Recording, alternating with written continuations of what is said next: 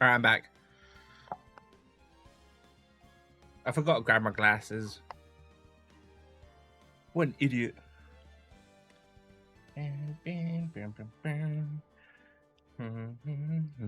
Hello.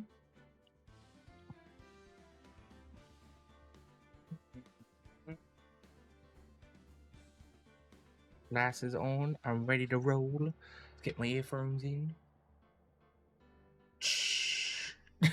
Wait, did I do the right ones? Yeah, I did. Cool. If I'd done it the wrong way around, that would have been funny. But hello. Hi. Hi. Hello. I'm ready to play my Ace Attorney. It's a bit warm. It's a bit warm. But yeah, we got into like the episode 5, and we're on the trial part. Finished watching the last stream today, so I'm caught up. Nice, nice, nice. I'm glad you also agree with me about the forbidden love. Alright. Frankly, there are still a lot of grey areas. Or rather, the whole thing is one big grey area. Don't worry about me, no matter what the outcome. I'm ready to accept my fate. Believe in you, sis. Mr. Wright, let me offer you a word of advice. Yes, a defense attorney should never believe their client. The defendant is called to trial because they are suspected of wrongdoing. Never forget that. Miss Sky, you remind me a lot of Maya. But there is one decisive difference between you and her. And that is, you're not a defense attorney. I believe it's almost time for the trial. Good luck, Mr. Wright. Yeah. My first trial without a Fae helping me.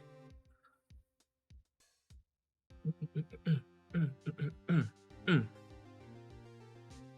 gonna miss some music once we're done with this. No going to bail. No one's gonna bail me out this time. I'll be alone in there, so I have to discover the truth all by myself. Let's do it, Mr. Wright. I'll be with you the whole way. Alright, yeah, okay. Okay.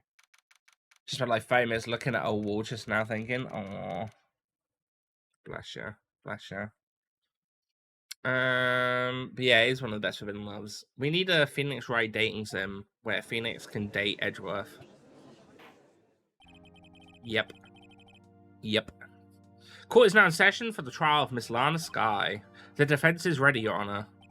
The prosecution has been ready for a while, Your Honor. Edgeworth. Edge him worth. It's been 2 months, but I haven't been in the courtroom since his trial. I hope that personal feelings will not be a part of the proceedings today, Mr. Wright. I will choose the path I think is right, regardless of what those around me might say. This judgment is to be made here. Very well, Mr. Edgeworth. Wait a minute, let me just sort this out quickly. Oh. Opening statement, please. Chief Prosecutor Lana Sky has committed an unpardonable crime. Not only this, but she was rash enough to commit it in the prosecution office lot. Wow. He's much more forceful in person. I suddenly feel like confessing to everything. Wait until you see him on a date. However, she will now pay for her rashness with her life. There is a witness to her crime. A professional witness. Well then, call your first witness, Miss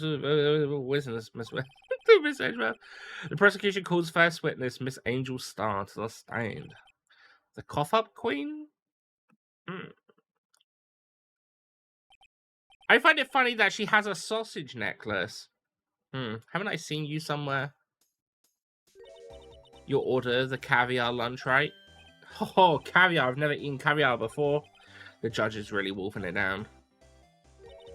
And for you, I have a fiesta bowl. Thanks.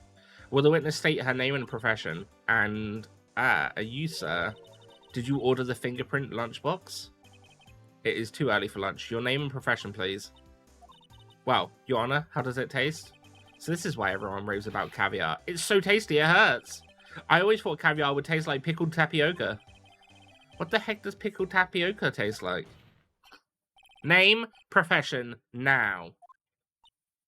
Me? The name is Angel Star. Don't go forgetting it. I find myself running Lunchland these days. Is that what you wanted me to say, Mr. Edgeworth? Very well, witness. Please describe the incident to us. The prosecution will wait. I'm not finished eating. Hurry it up, man. Very well, Mr. Edgeworth. As you know, we will casually call the police to provide a description of the crime. Your Honor, as Mr. Edgeworth has said to the court, I am a professional. What exactly does that mean? Until 2 years ago, Miss Angel Star was a special investigator with the police. She was a first-rate homicide detective. What? Miss Star was a detective? Ah! I know who you are. Cough up. Cough up, Queen Angel Star, Your Honor. Long time no see. She's pretty. Very well. You may continue with the description, Miss Star. Just who is this lady? If I might have the court's attention over here. The parking lot at the prosecutor's office is divided into 2 blocks. A block is for the prosecutor's office personnel. B block is for visitors and for clients. A chain divider separates the 2 blocks. I suppose that's to keep the visitors from taking up the prosecutor's space, yes? The crime took place by car in the back of A block, in the car's trunk. The killer stabbed the victim with his knife and went to drive the body out. That doesn't make any sense, though, because she literally, like... The murder took place, like, 3 minutes before Edgeworth even got back. How would she know? Unfortunately for her, there was a witness, and an arrest was made on the spot. And who was this valiant witness? Why, it was me, Your Honor. Witness, did you see the very moment of the crime? Of course, Your Honor. Immediately after that, I apprehended the chief prosecutor. It seems rather cut and dry, doesn't it?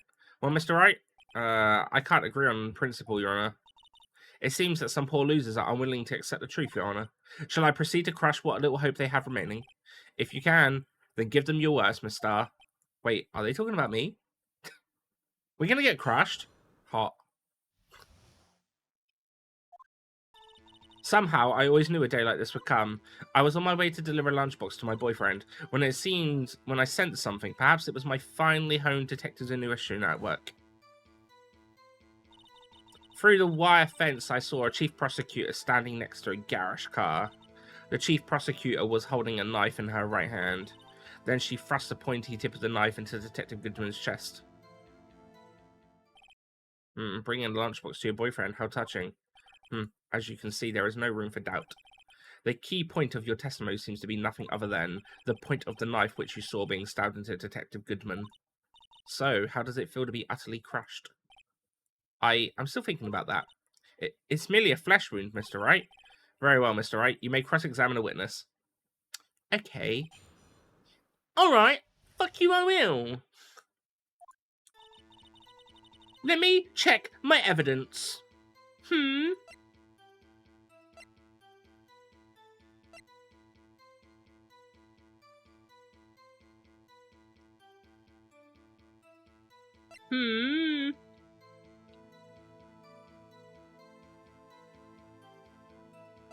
I don't think there's anything to help me with my evidence right now. Okay, let's question the fuck out of her. How did you know? I respect the prosecutor's basic abhorrence of crime, yet their methods are ugly and twisted. Twisted methods will always lead to tragedy. The lunch lady's uniformed opinion is duly noted. Give them that they are used to erasing inconvenient evidence at their whim. Killing off a detective that knew too much is merely an extension of that. Miss Starr, do you have something personal against prosecutors? I felt that I had found my dream job when I became an investigator, and if I hadn't been laid off by those prosecutors over there, I'd still be one. Laid off? She was fired? To me, prosecutors are nothing more than worms. That said, I am a pro. As you know, my testimony is unbiased and flawless. Very well. You may continue, Miss Starr. I was on my way to deliver lunchbox to my boyfriend. Question. You don't have a boyfriend! This boyfriend. He's the detective? Not that boyfriend. The security guard. That boyfriend? You have several? Yes. This boyfriend, that boyfriend, and the other boyfriend. Care to join? The yet another boyfriend position is still open for applicants. I'll stick with the lunches, thanks. Note to self, the judge had to think before replying. The security guard room is in A block. It's up on the second level, so you can see everything from there. That would be the room with the security sign. Hmm. Incidentally, did you bring your lunchboxes by car? Since I'm a visitor now, I'm parked in B block. So she was in B block when she witnessed the crime? Hmm. When I sensed something, perhaps it was my funny home detective in his rush at work. You sensed something, so you're saying you had a premonition of the murder? It felt like. How would you say... Oh, yes. It was like the feeling you get when you view a pumpkin chock full of seeds. I have no idea what that means. Speaking of a detective's intuition, wasn't the victim, Mr. Bruce Goodman, also a detective? Yes, well, he was like a young cheese. A young cheese? A pale white cheese, not yet tangy with experience on the streets. A greenhorn. Then I must be hard yellowed and sharp as a tack. What are you saying, Judge? Yeah, with the odor of an old cheese to match. Fucking hell. In any case, they're in a lot. I felt something stirring the back of my mind. The wire fence I saw two prosecutors stand next to a garish car.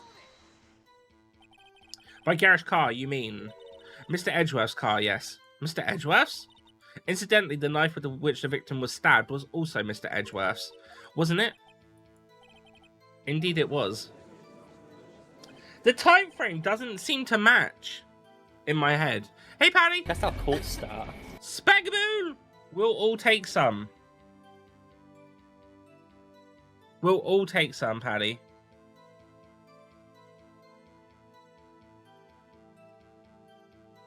The judge looks like your boss.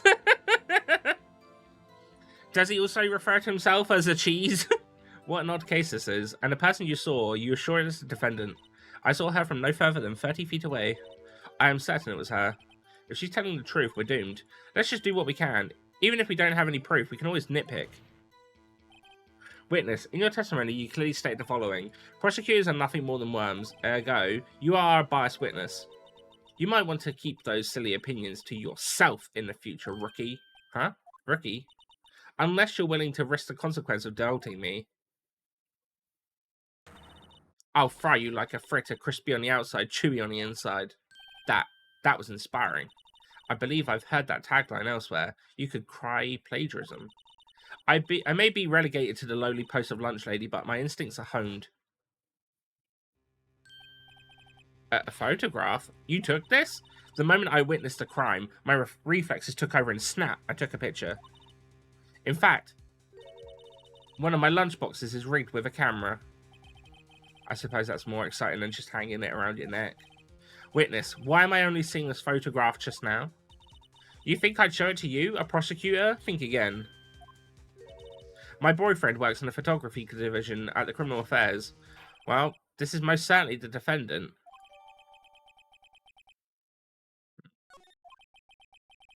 That's unmistakably Llama Sky. So what was the defendant doing at the time? Was holding a knife in her hand? Tell me more about this knife that the suspect was carrying. Well, I'd say the blade was about 4 inches long. Is that right, Miss Edgeworth? Is that your knife, after all? Yes, that's about right. Prosecutors are, by nature, well versed in the location of a man's vital organs. I'm sure it was easier than boiling an egg for my egg salad surprise set. You can't testify as her ability to kill an egg, a person. Perhaps a chicken salad set would have been a better metaphor. So the defendant was holding a knife, what then? Then she thrust the pointy tip of the knife into Detective Goodman's chest. Then it flashed me, Mr. Wright. Oh, wait, shit. Let's just keep our heads and call them. Okay, wait a minute. I didn't question the last bit.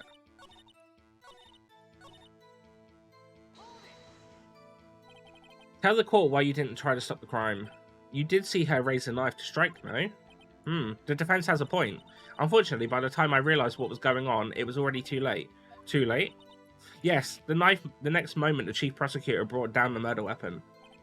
I see. It's only a flesh wound. So it's got to be something with the... It's got to be something to do with some evidence that I need to do. Okay. Right, I'm just going to save the game. Right.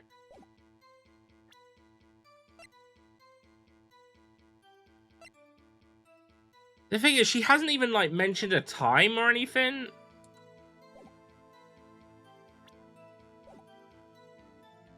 Mm-hmm.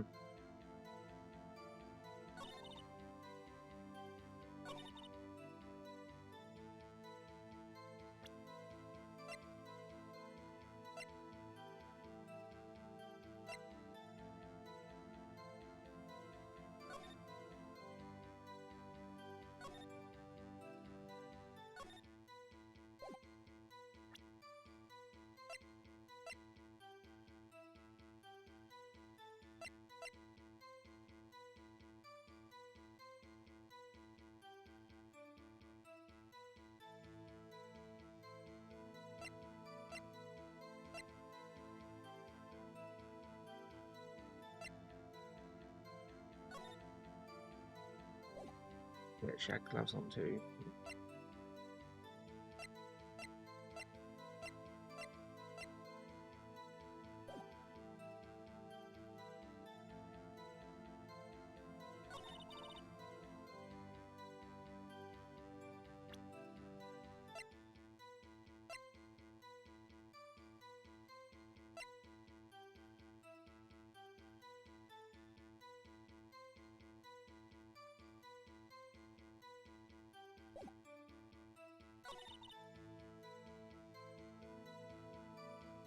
I don't think this is right, but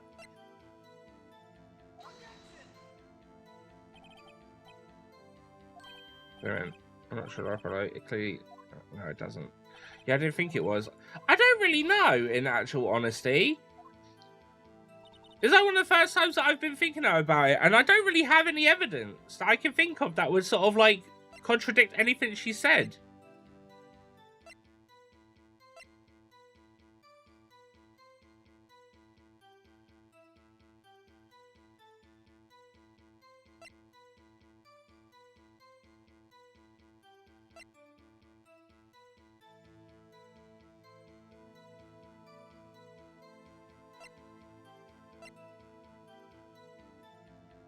The crime scene photo? You mean this one?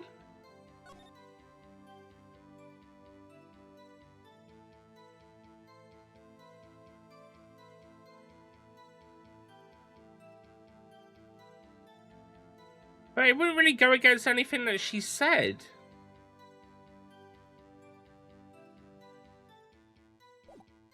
That's the only thing. Like, even if that was the evidence, wouldn't.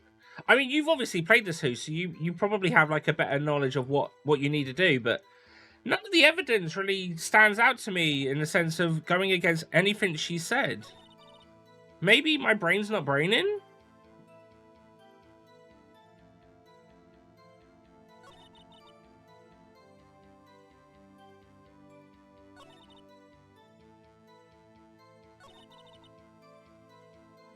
Point of view.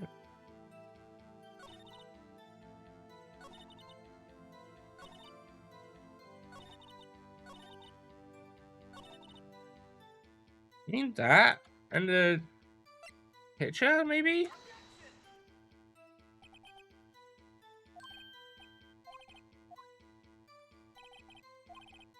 Oh. It's a good thing I saved.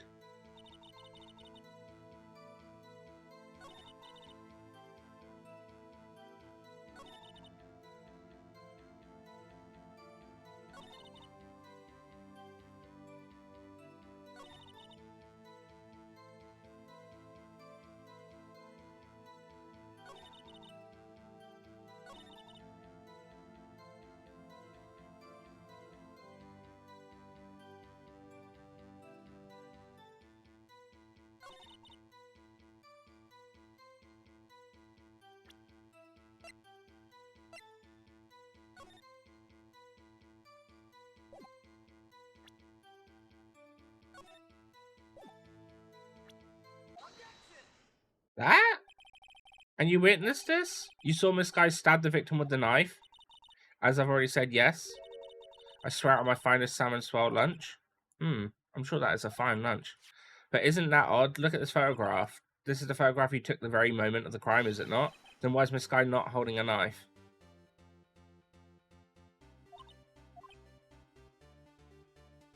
My brain must not be braining because I don't understand right now. Mr. Edgeworth, your thoughts? Objection. That had to be the weakest objection ever, Edgeworth. Yeah, it was still stronger than you are ever feeble-minded, Mr. Wright.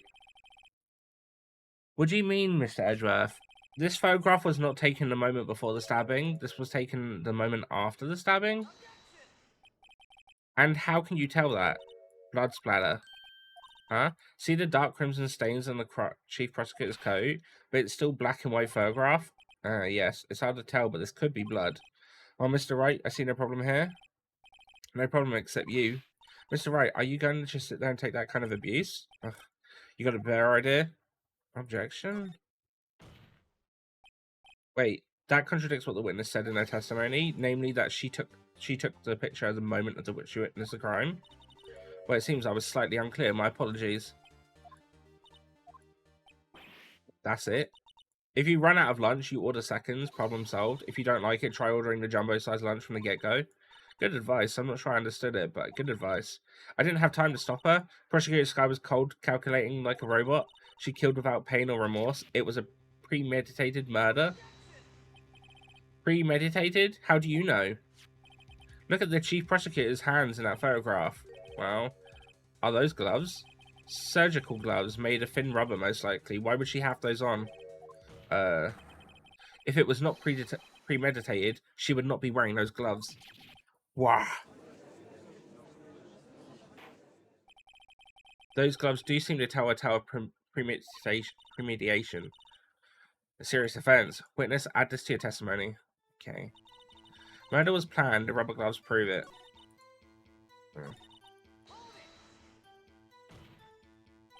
What if she was just in the habit of wearing gloves, like driving gloves? The gloves were admitted as evidence when the defendant was arrested. They were rubber gloves of the kind used for autopsies. In other words, when the chief prosecutor came to the crime scene, she came to do murder. It's the only possible conclusion one can make. Everything was planned. It was premeditated. Ugh. Impressive. I'm sorry they took you off the force, Miss Starr. This is bad. She's going to get them all thinking this was all planned. If she can prove this claim, the trial's already over. I've got to think of a way that this wasn't premeditated. It's only a flesh wound, Miss Wright. You can make it. Okay, so that's pretty clear to me. Yeah.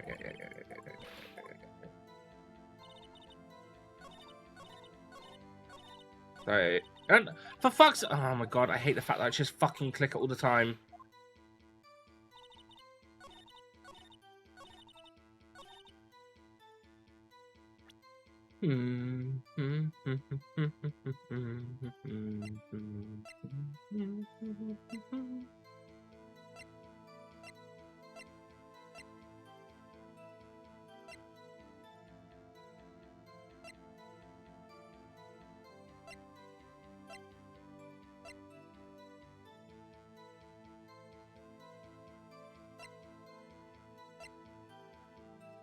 Was it planned? I don't think so, but I'm trying to think of how that would have been proven.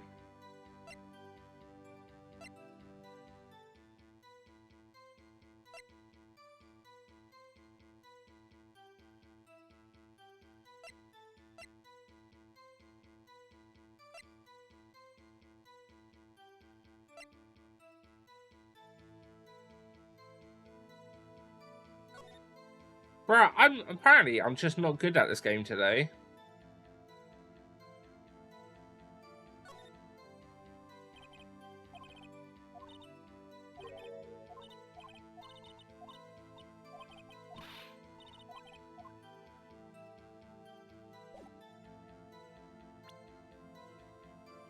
What would be the right thing? What's it planned?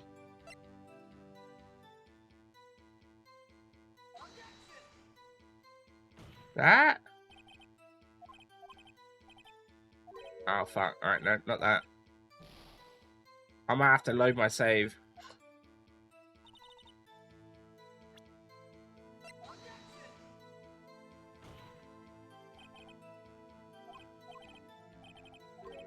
Fuck.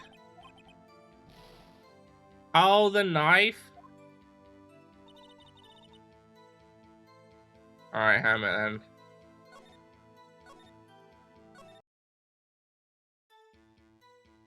Loading.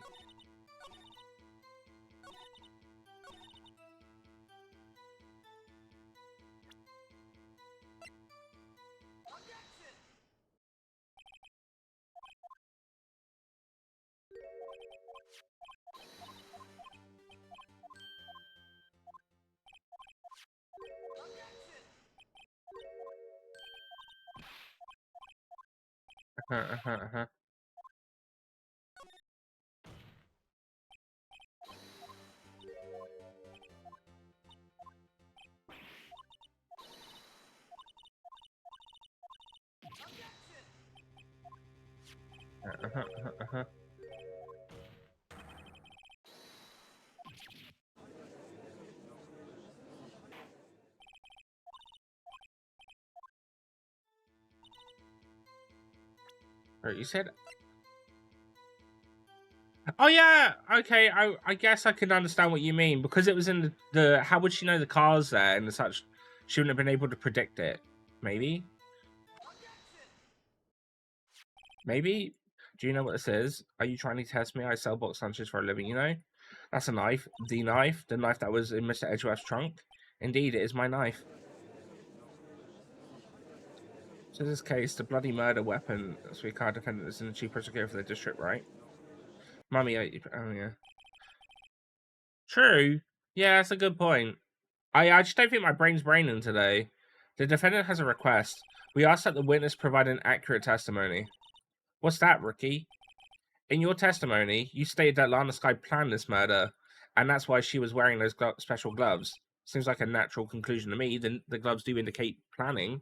However, why would she not also prepare the most important thing, the murder weapon? Oh. The knife just happened to be in the trunk of that car. Ladies and gentlemen, if you're going to plan a murder, don't forget the weapon. Don't tell them that, Phoenix! Don't tell people to murder someone! Fucking hell, man! Ugh.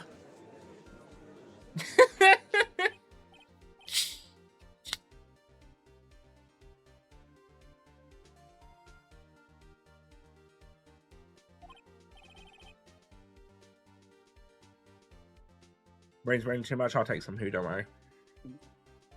Now the tide is turning in our favour. Great show, Mr. Wright. My sister's as good as free. Right. I believe the next lunch you'll be eating is a humble pie. What?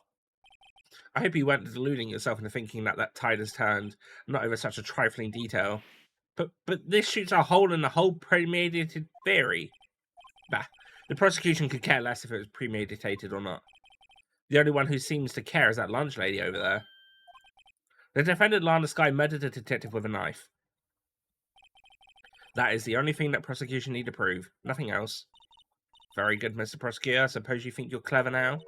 But you know as well as I do that she planned on killing him. It was planned. If it wasn't, why would she have been wearing... I believe I'd like to hear your testimony again. Witness, please tell us only what you saw, not what you thought. How dare you? My powers of deduction are not to be underestimated. Really now?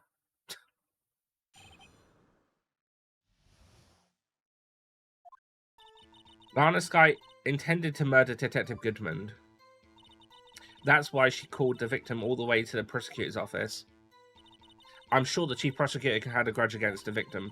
Nothing else could drive that human machine to plunge a knife in again and again. You said it was just one? The victim was summoned to the police department prosecutor's office? It does sound a lot like premeditation, right? I don't know what that word is. It's just early killing. I don't know. Planned killing. There you go. So if I ordered a pizza, does that mean I'm planning to kill the delivery boy? In any case, the defense may now cross-examine the witness. I mean, I'm going to question everything, but she said again and again when it was proven that it was only one stab wound. So...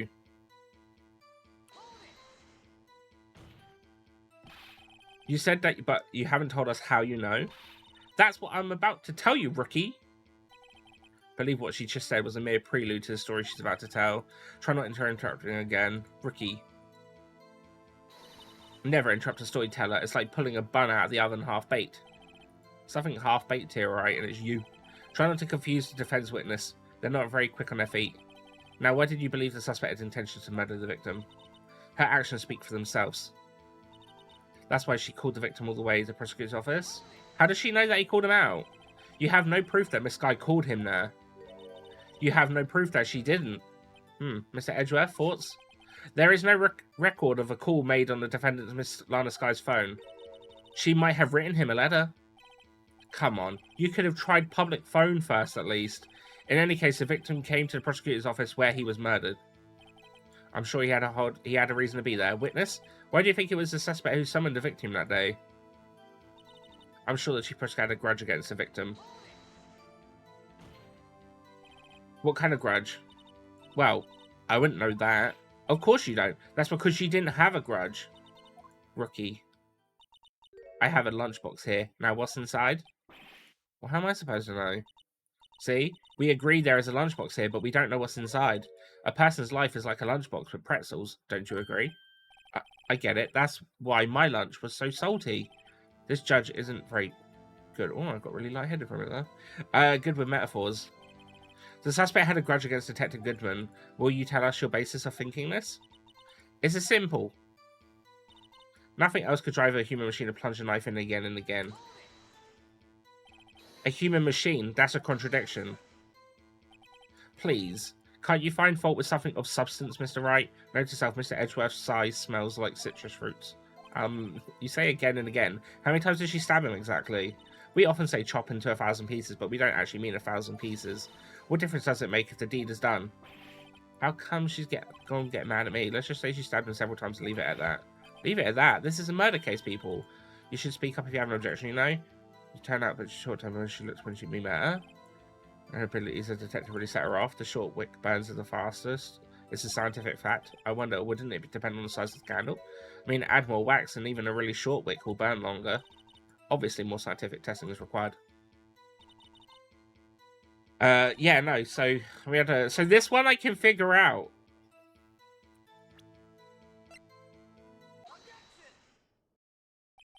You say she stabbed him again and again, but you couldn't have witnessed that. Are you testing me? Then I'll test you. With my moss surprise. I'm afraid the moss is growing under our feet as we wait, Miss Star. What do you mean? I shouldn't have to explain this, but take a look. The autopsy report states that death was due to a loss of blood from one stab wound. Aha! You're right. Good show, Mr. Edgeworth. What, huh? I pointed that out! What the fuck? He's my hero, really. What about my objection? No one noticed? Well, witness? You got the crime scene set, right? Oh, thanks. I always believed that no one would ever mistake ketchup for blood, but now I realize that such mistakes are possible. So, you're saying you mistook something for blood? When she lifted her knife, I thought I saw blood at her breast. Splattered blood from her victim. That's why I thought she must have stabbed him at least twice. Then tell us what you saw you thought the blood testify. I don't know. I realize that my reading is fucking shit today. I'm so sorry. Her red muffler looked like it was blood to me. That's how the ghastly the whole scene was. Her red muffler?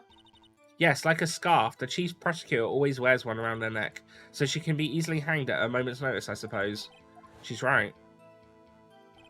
Miss Guy was wearing a red scarf, wasn't she? But wait, isn't it odd that you mistook that for a splattered blood? Well, people often mistake my beard for a bib. And a judge with a bib. That's why this place feels so much like a kindergarten sometimes. Actually, I do think I saw some traces of blood on her chest. However, the autopsy report is clear on this matter. There was only one knife wound. Apparently, Miss Starr isn't entirely sure of her own testimony. Mr. Wright, this is our chance. Chance for what, I wonder? Miss Starr has turned out to be short-tempered as she looked when we met. Treasurer police as detective set her off. Sure.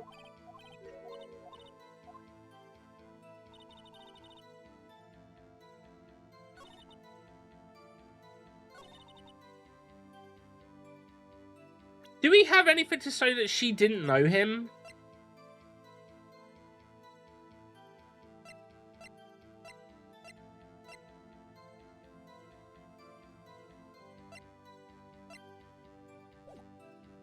I'm gonna save the game again.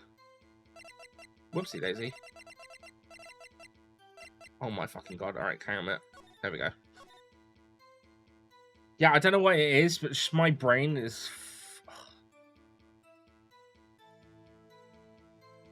Yeah.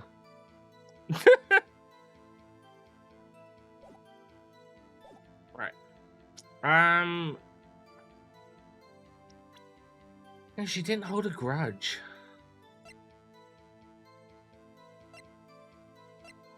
We don't really have anything.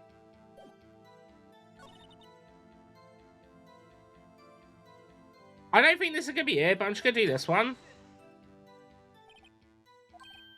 No, that's not okay.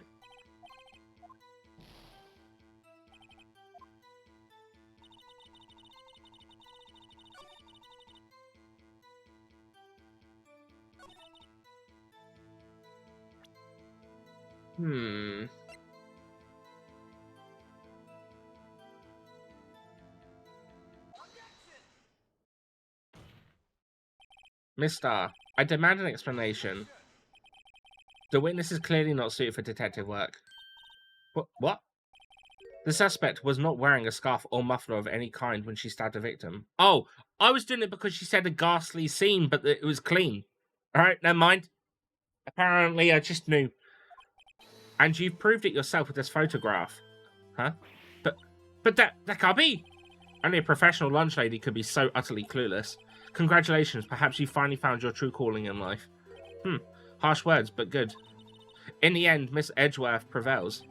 What was my objection, chopped liver? But it was there, a scarf. No, not that, but something red. Really? Well now, where were we? The witness has given us an entertaining interlude, but back to business. What? Very well, witness continue testimony. You saw the crime and apprehended suspect. Tell us about that. Very well. I do remember some things accurately, at least. Ultimately, we couldn't shake the most important part of her testimony. The most important part?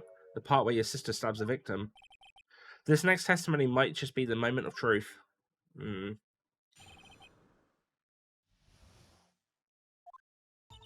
After the murder, the suspect attempted to run behind the partition of her off to her side. I quickly caught her, explained her rights to her, and arrested her on the spot. And yes, when I arrested her, she mentioned the muffler. That's what had me confused in my earlier testimony. The chief prosecutor made an escape, but against Angel Star, resistance is futile. Wait, no, but she said that she was on B side. Quite determined about a scarf, aren't you? I strike like a snake and bite like a cobra. That's me, Angel Star. That wasn't a very good metaphor. First of all, the cobra is a kind of snake. Don't bother me with details unless you want to get bitten. No thanks. Note to self, Mr. Wright is weak against poisonous snake bites. The chief prosecution tried to resist, but her efforts were in vain. She knocked my hand aside, kicked over an oil drum. An oil drum? Hard to imagine. Oh, she's beautiful, but deadly. A predator, this one. A leopard woman. Wow. Very well, Mr. Wright. Examine your cross-examination, if you will. Okay.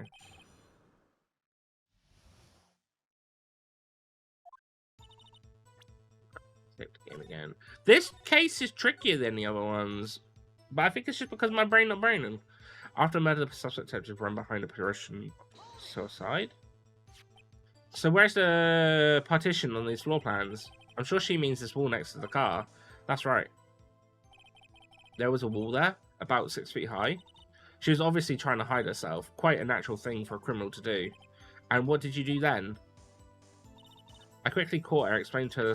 How, though? You say quickly, were you close to the suspect? As I just said, I was only 30 feet away from her the whole time. Maybe I should press her for more details. I'd like to see this on the floor plan, just to be safe. The lunch lady's car was... She was a visitor, that was in part partly. You witnessed a murder from here. That would make it about 30 feet from the car, yes? Is that correct, Miss Star? Yes, that's right. But there was a chain link fence in front of you. I went over it, of course. Amazing, the cough-up queen lunch lady athlete indeed. It would have taken her a little time to climb over the fence, so she couldn't have gotten to my sister that fast. Yeah, that fence was about 9 feet high too. So how did Miss Guy not get away? Ah, yes, when I arrested her, she mentioned the muffler. She mentioned the muffler? What exactly did she say? If I remember exactly, I would have told you in my testimony. Cheeky. Anyway, all I heard was her say the word muffler. Just that one word. So, what you heard wasn't the suspect talking to you, but to someone else? Yes, the chief prosecutor was talking on her phone. Her phone? She can't mean... By phone, do you mean... this cell phone discovered at the crime scene? Yes, ultimately. Ultimately? My memory. It's like a salmon heading upstream, you see. No, the court doesn't see Miss Starr. The chief prosecutor first attempted to use the phone hanging on the wall. On the wall? That's right. Near the car, there was an emergency phone on the wall. Apparently, it was out of order, and so she used her cell phone. Indeed, the emergency phone was out of order that day. Good witnessing, good witness. Good witnessing? Whatever happened to good testifying? Should have, of course, added this to your testimony. The things I do to please this rookie defense attorney.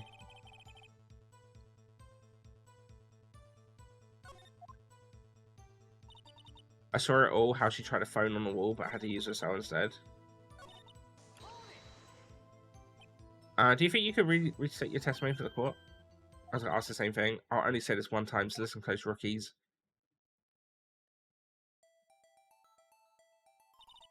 The chief prosecutor stabbed the victim and ran behind the Parisian. When she picked up the emergency phone on the wall, but it was out of order. So she pulled out her own cell phone out of her pocket. And during that time, I climbed over the chain link fence. That was when I boldly grabbed her arm. The chief prosecutor hung up her phone. And you saw her doing this? What is it, Mr. Wright? Chief prosecutor made the escape, but against Angel Star, resistance is futile. She made to escape. Can you be more specific? She brushed aside my hand and ran. It was a terrible sight to see, like a dollop of lard on a pate of foie gras. Huh? She even kicked over an oil drum at me. An oil drum. There was an oil drum lying on its side at the scene of the crime, but it's strange. What's that? If she wanted to escape, why didn't she run the other way? The parking lot entrance. That's right. It doesn't make any sense that she would run from behind the Parisian to the oil drums. Excellent. More mysteries. I wish I could solve a few before finding more, though. So, Miss Guy, tried to run. I'm sorry my sister is so suspicious, Mr. Wright. Not as sorry as I am. But she didn't do it. You have to believe me. Right.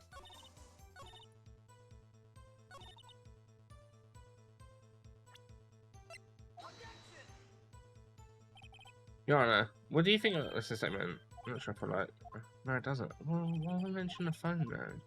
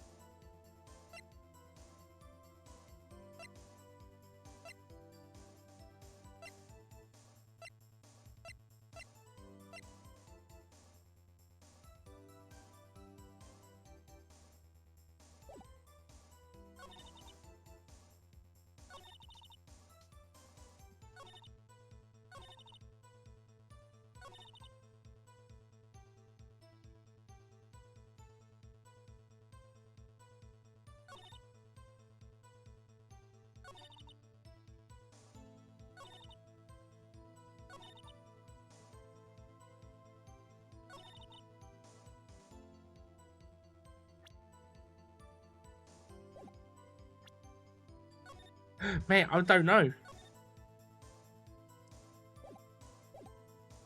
Was she saw again? But it didn't work on the... Oh, wait, actually, yeah. Hang on a minute. How would she know with the floor plans? Good point, who? Miss Starr, I had to conclude that you have a personal grudge against Miss Lana Sky. The witness is a former detective. Her testimony is unmarred by personal bias. Well, who would have thought you would be my knight in shining armor prosecutor? You who, together with the chief prosecutor, kicked at me out 2 years ago. Well, Miss Starr, this is a fatal contradiction with your testimony. How do you explain this? Huh? I don't know what you're talking about. Mess with me, and I'll make you cough it all up. Let's look at the floor plans. You said you witnessed a crime from this point. However, if that's true, you couldn't possibly have seen Miss Sky making that phone call. I believe you see what I'm getting at. That emergency phone was on the back side of the apparition. If indeed you were in Block B, you couldn't have seen it.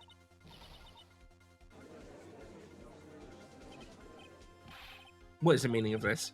It's simple, Your Honor. She's not coughing up lunch. She's coughing up lies. That's quite a claim, Mr. Wright. Perhaps you will allow me a question. Tell us exactly what lie that witness was told at the court. Counterattack begins. I can't afford to get this wrong. The witness lied about what she saw. She lied about what she saw. In other words, she didn't see Miss Sky using that emergency phone. It does seem hard to imagine how she could have. Very logical. What's the matter, Star? Cat got your lunchbox? Mr. Wright, I hate to bother you while you're celebrating your victory, but why would Miss Star lie like that? Huh? Why would she say that my sister tried to use the phone but failed? Doesn't make any sense. Why lie about something so insignificant? She's right. I mean, maybe she really did see her try to use the emergency phone. I see no room for doubt here. You order the patooey on rice, Mr. Wright. Oh, yes. Wait, so what?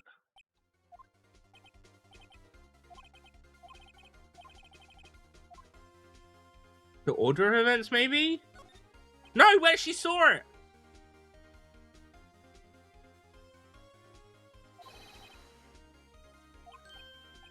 Yeah, I hadn't thought of that. Shit, fuck you!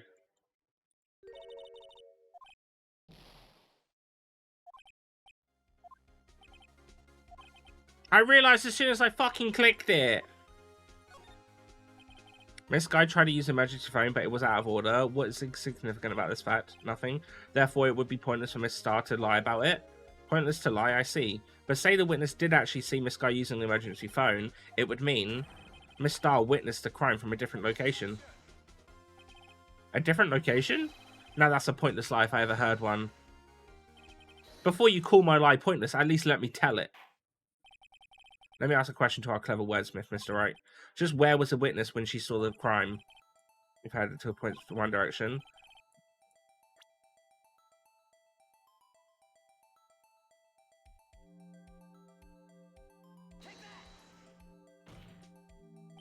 This is the only place where she could have been. The security guard room? Indeed, the security room is the underground parking lot and is well positioned. It's built on the second floor so you can see the entire lot. She would have been able to see the emergency phone from there. But why there? There are many other places where she could have seen the phone. Not in this case, Your Honor. The witness had not been a part of the prosecutor's office, couldn't park in A block. The only place where she could have seen the crime and back of the apparition is here. I remember in your testimony you said you brought a lunch to your boyfriend in the security room. Well, Miss Star, how many years have I been getting the better of men? To think that the tables would be turned. Today a man has got the better of Angel Star. Order, order, witness. What have you done? You used to be a detective. You should know better. I'm not turning back. The guilty will be punished, and I'll do what I must to make sure justice prevails. The guilty. Is she talking about Miss Sky? Mr. Wright, doesn't this strike you as odd? Why did Miss Star lie? It doesn't make sense. Huh? Could she have said that she just saw the crime from the security guard station? It wouldn't change anything. Exactly. This photograph tells all. The photograph, it was the defendant who stabbed the victim. The truth still stands. It still stands? I disagree, Mr. Edgeworth. What? If a witness is found to be lying, they're guilty of perjury. She knows this. She wouldn't risk that without a good reason. So tell us what her reason was, Mr. Wright. Huh? Me? Who else? Mr. Wright, let's review what we know. Miss Star witnessed the crime from the security guard station. But she lied and said she saw it from Block B. It must make a vital difference, but what? What would change?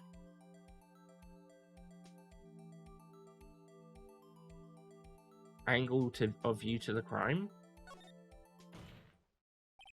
Why the angle at which she could have saw the crime occur would change. The angle? What do you mean? Well, the security guard station is on the second floor, and she would have had sort of more 3D view of the crime. And this is important. Why? Oh fuck!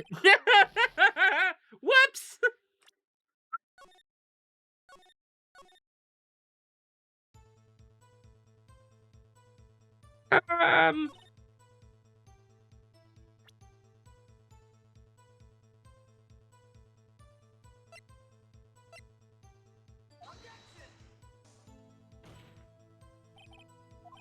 Oh wait, shit! No, I've done the wrong one. That was the save before that one.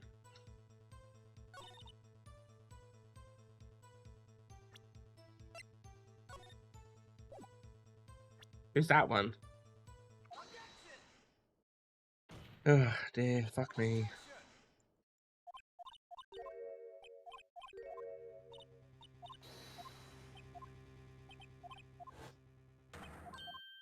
Who come slap the side of my head or something? Knock some sense into me.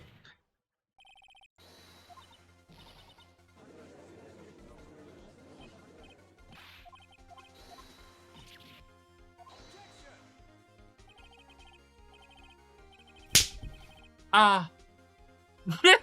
I've been changed.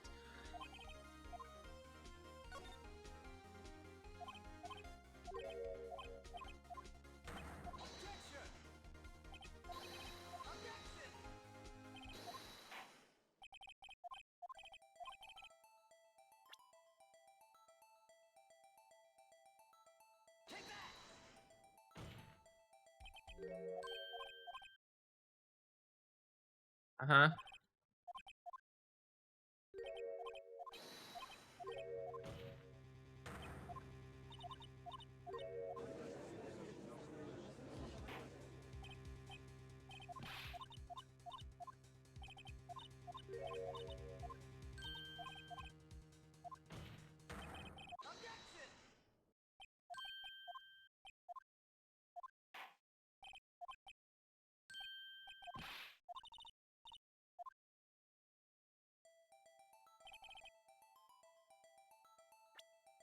Right, save it here. We got an ad break, so I'm gonna wait before doing anything more, just because obviously, you know. Yeah.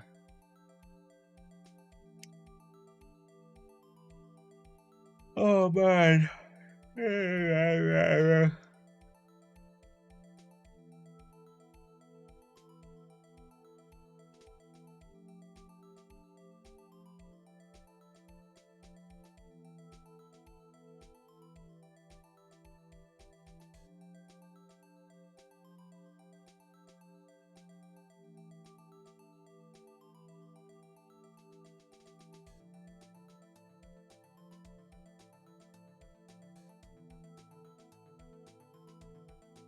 Music slaps, it does. It does. We could just sit here and appreciate the music. Tired? I think a little bit. I think a little bit. It's so weird, like... So, like... Even though I do 3 days in the office and 2 days at home, I think because in general I spend more days at home, and I essentially have like 4 days between when I go to work and when I like in between days in the office. I feel like my eyes don't like get knocked out of the useness of the what's the right way of saying this? I don't ever really get used to the lighting in work, and it's really bright, and it's sort of like it strains my eyes and makes me a bit tired and a bit headachy. And then by Wednesday, I'm used to it because I've been in there for 2 days. But then because I have to have 4 days then not in the office, when I get back in on Monday, my eyes feel like shit again. I'm like, ugh. Well, not like shit, but you get what I mean. I'm like, ugh.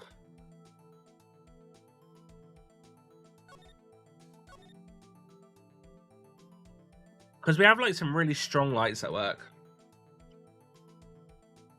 And I'll be honest, I don't really get why we have our lights on all day at work.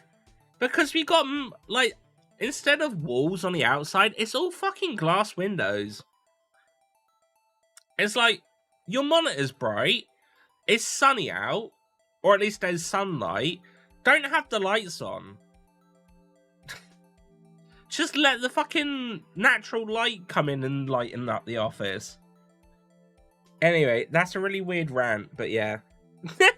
Sorry. But yeah.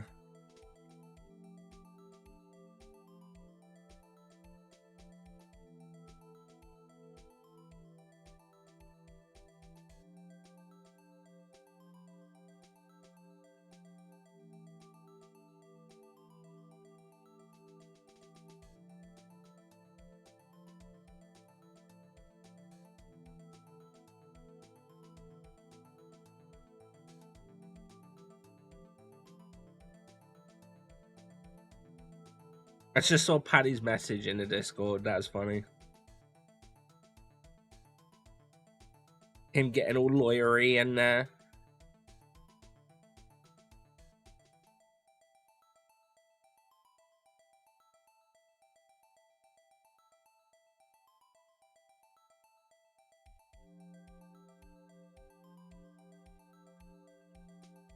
oh, pardon me.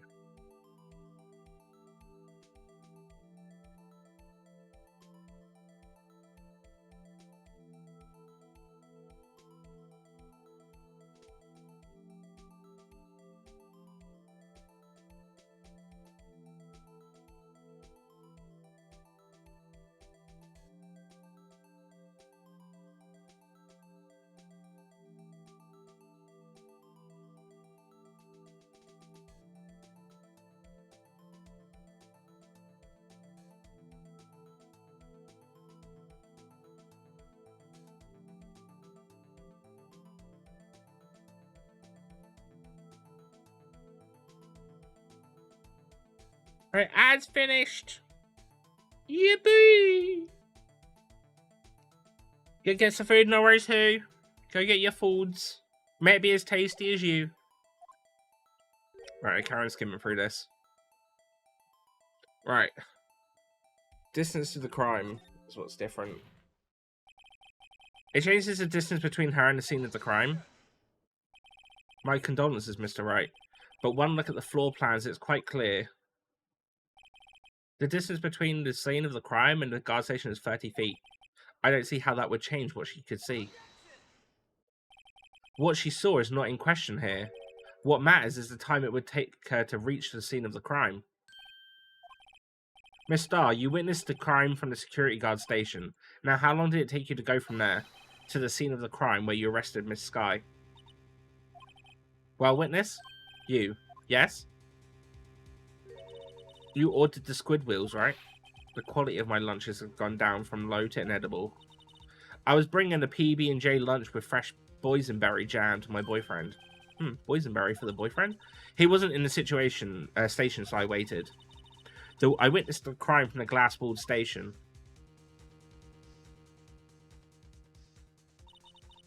And before I knew what I was doing, I found myself running towards the scene. But the door was locked, I couldn't open it.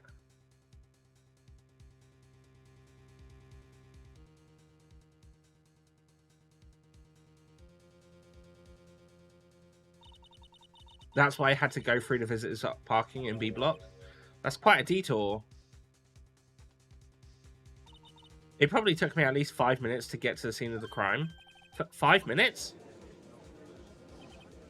This changes things considerably. But it was that woman over there in the defendant's chair who stabbed him. I know it. I have photographic evidence. I swear it. I swear it on my finest plastic spork. You have a point, and the spork is a wonderful invention. Would you like another caviar lunch? Absolutely. Oh. Mr. Wright, you have to do something. Do I have any evidence to stop this?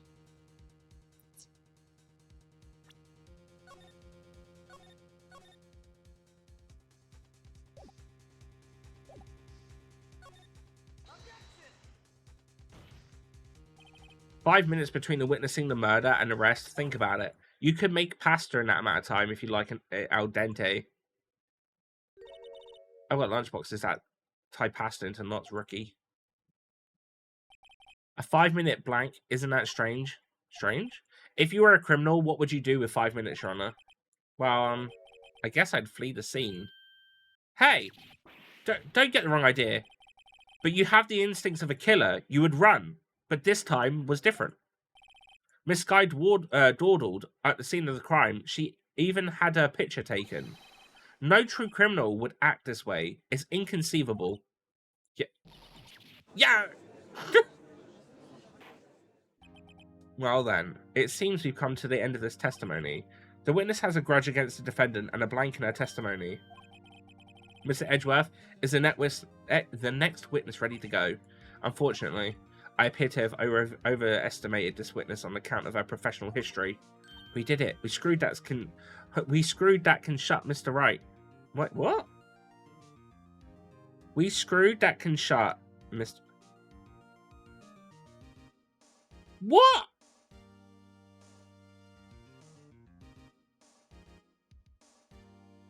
That's not a sentence! Is it?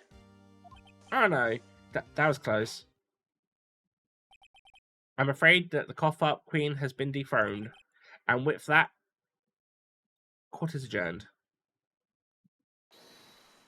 Hold it. Mr. Edgeworth, you ordered the Squidwills, right? That's the one she tried to foist on me? I prefer not to take the defense team's leftovers. Anything else to say? I might be able to save you. I have decisive evidence. What was that? Is this another one of her trick lunchboxes? My apologies, but we have no further questions to ask of you, Miss Star. Ah. Is this your jumbo lunchbox? Woohoo! A triple-decker! Out of defense of the witness's determination, I'll allow one more testimony. Let's hear about this decisive evidence. Like the Lunchland motto says, you won't be disappointed. What's she going to pull out of her lunchbox this time?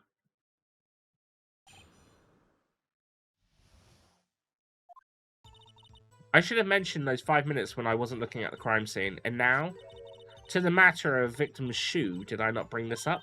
2 types of blood were found on the shoe. One was, of course, the victim's, and the other blood type matched that of the defendant, Miss Lana Skye. This shoe proves its flawless decisive evidence.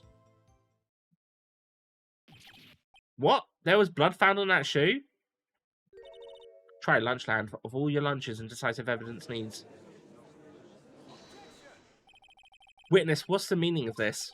Why is this the first time I've heard of this evidence?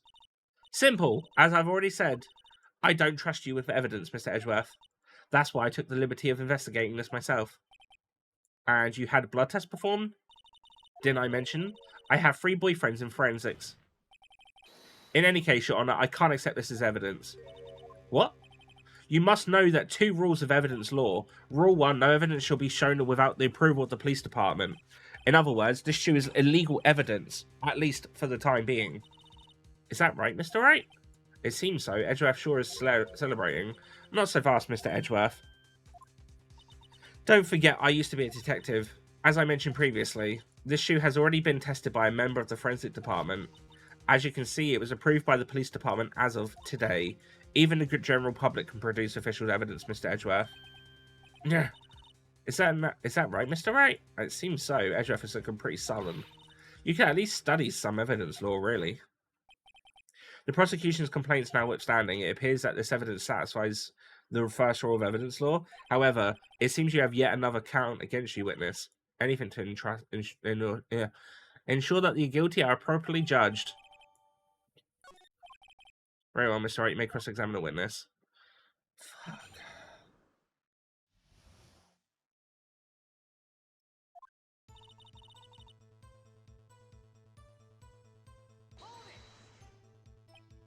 About those 5 minutes. I guess you could say I just wanted people to look at the results. The results? How many times do I have to say this? I saw the 2 prosecutors stab the victim before my very own eyes. Compared to that, a 5-minute blank means nothing. Then why didn't you just tell the truth? Don't make me laugh. We're dealing with the most untrustworthy of the vile lot known as prosecutors. Falsified evidence, arranged testimonies, erasing and manipulating evidence. When you fight monsters, you need to use every trick in the book. This is when the suspect admitting she did it. But false testimony is the most despicable crime of all, Miss Star. Let's just get this over with.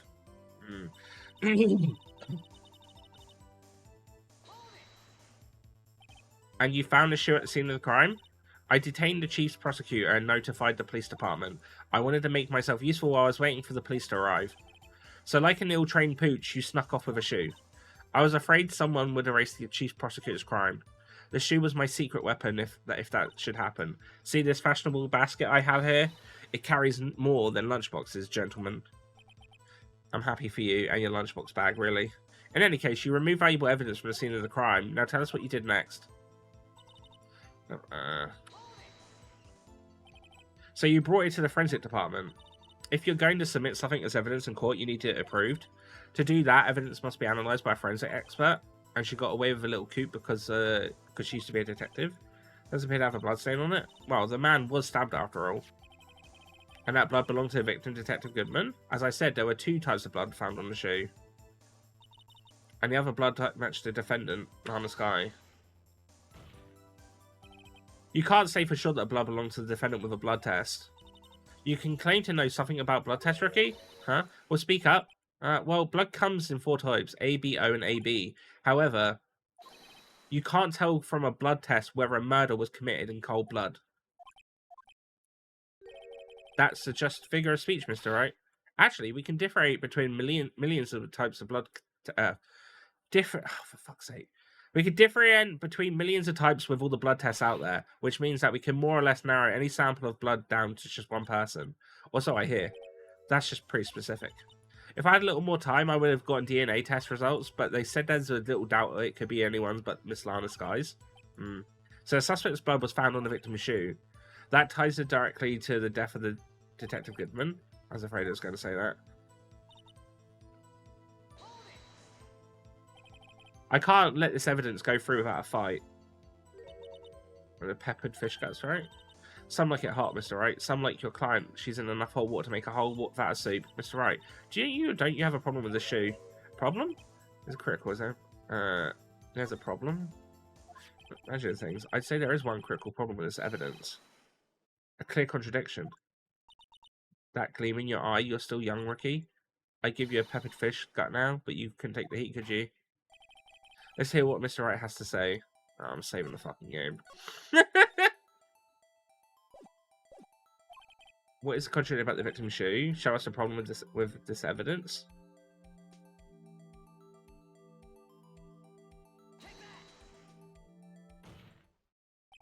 I wonder if you noticed there's blood on the bottom of the shoe. Don't mess with me, Rookie, or it'll be your blood on the bottom of my shoe. Indeed, there is quite a bit of blood on the bottom of the shoe. It makes sense the victim was stabbed with a knife. What could possibly be contradictory about blood on the bottom of the shoe?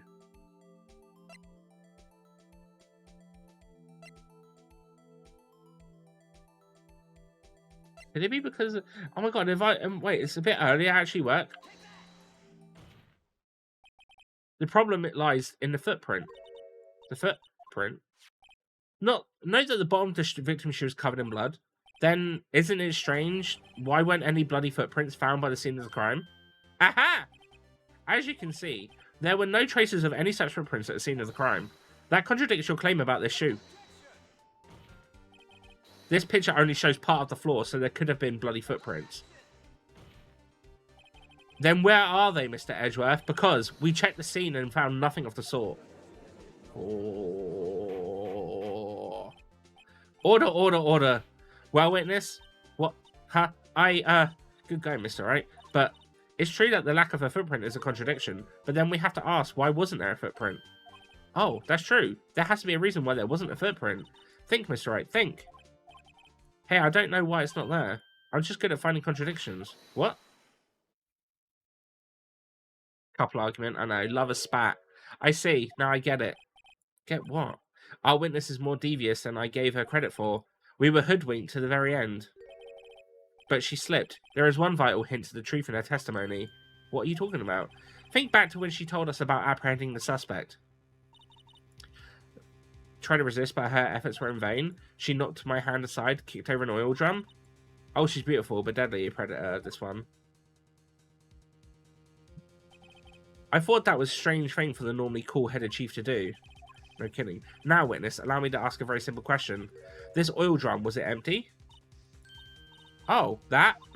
I'm not sure. I like your attitude, Mr. Edgeworth. Though apparently you're not the slowest conveyor belt in the lunchbox factory.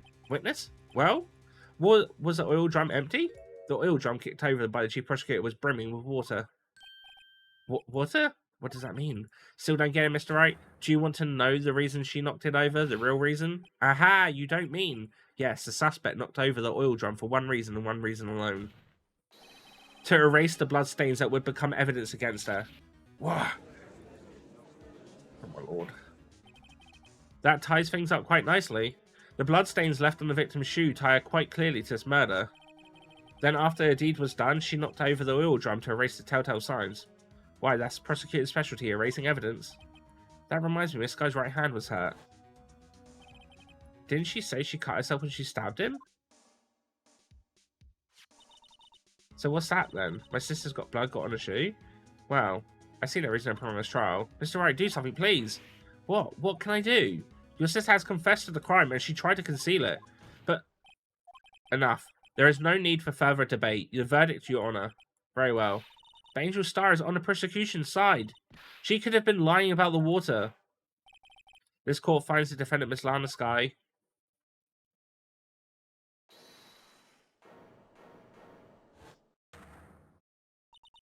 Little girl, what did you just say?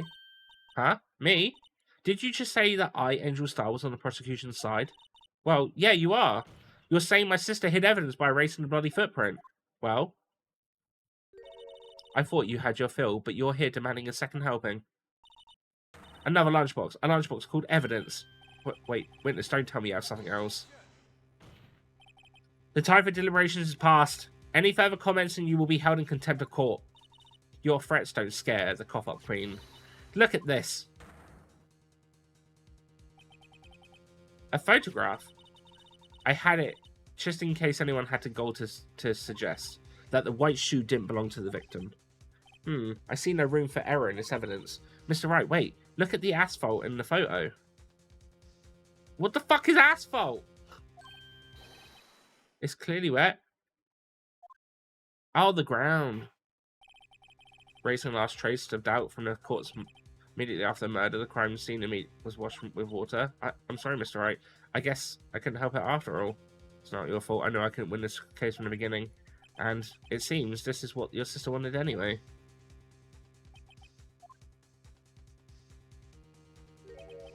I'm sorry, Maya. Right, wet or not. Don't be so quick to throw in the towel. Get yourself up. Get yourself up off the asphalt. Take another good look. Don't give up, not until the bitter end. This is the last piece of evidence. Very well. The time I'd like to declare a verdict for the good.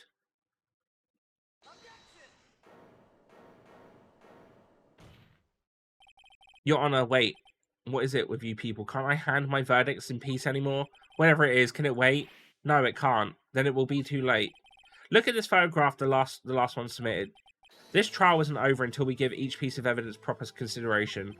So, right. Are you saying there's a problem with this latest piece of evidence? Yeah, I'll think later. Yeah, there's a problem. Right or wrong, I've got to go ahead with this. I'm saving again.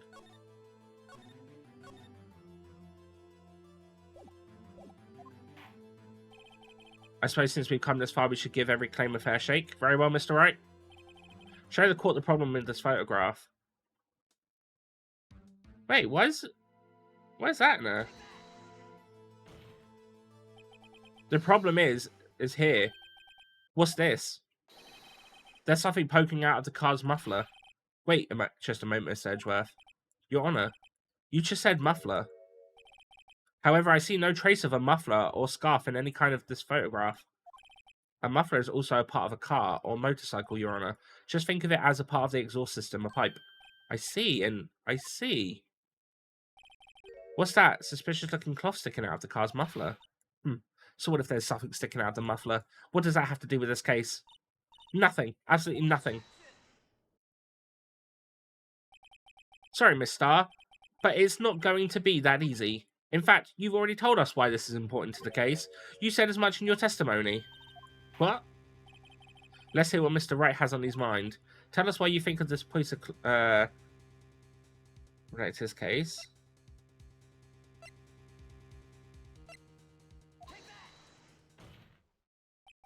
Miss Starr, recall your testimony for the court. Ah, yes. When I was arrested, she mentioned the muffler. That's what had me confused in my earlier testimony. Muffler? Ah, yeah. Could it be that the muffler you heard mentioned was actually this exhaust pipe? If so, that means this piece of cloth is vital evidence. Oh.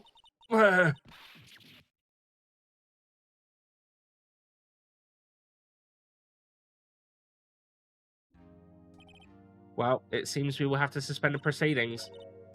Suspend? I find myself wondering about that piece of cloth. If we leave any question unanswered here, we do a disservice to the law. Have the car at the crime scene inspected at once and bring me that cloth. The verdict will wait until after we've seen all the evidence. Agreed? I suppose so. Ooh, that was close. But we made it, at least for now. How many days is this one, by the way, Who? This court will adjourn for a 30-minute recess. It's lunchtime after all.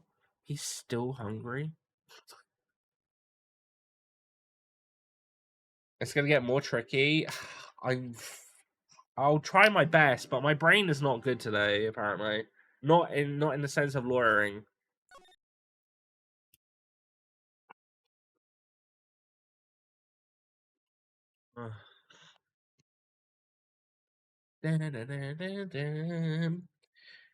Free trials and plus investigation total. Oh, okay.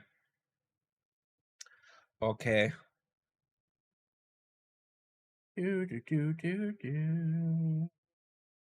But it's just longer. No, it makes sense. It makes sense.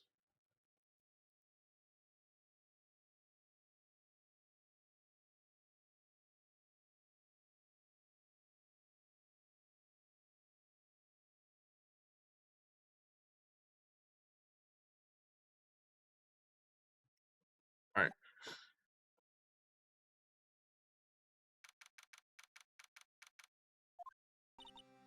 Mr. Wright, well, are trials always like this with you? Like you're swimming up from the bottom of a lake about to reach the surface, but no matter how hard you paddle, you never seem to get there? Pretty much. Except today we're swimming in quicksand. So what happened to your sister anyway? Apparently she got called off to the judge's chambers. Probably something to do with that piece of cloth.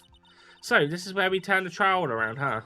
Our only weapon, a tiny insignificant piece of cloth. I'm the one who's starting to feel tiny and insignificant, to tell the truth. Ola, partner. Oh god, it's a fucking cowboy. They say you show a red cloth to a boy, it'll fire up its temper. That's what they told me when I was a youngin', at least. Officer Marshall. Thought I'd come take a look and see how the trial's going. Looks like I'm late. They've got the home ranch locked down tighter than a fort in an enemy territory. That hard to slip out, huh? What's it going on over there anyway? All the police I've seen these last 2 days have been really on edge. Don't you got enough on your plate without worrying about the other people, compadre? You could be worrying about the chief prosecutor's taste in mufflers, for example. Officer Marshall? The whole muffler thing didn't have anything to do with scarves. She wasn't even wearing a scarf. You don't say. Now don't that just beat all? I've seen the red breeze blow at her slender neck many a time. I saw it that day too. She was wearing a red muffler. What? At the award ceremony that afternoon, Edgeworth's seen it too, I'd reckon. What does that mean? In the photograph taken at the crime scene, she wasn't wearing a scarf. So Miss Starr wasn't mistaken. Well, it's about time. Remember, partner, sometimes you've got to grab the bull by the horns, and sometimes you've got to just let that bull go where it will. Time will tell. Ugh, I have a bad feeling about this.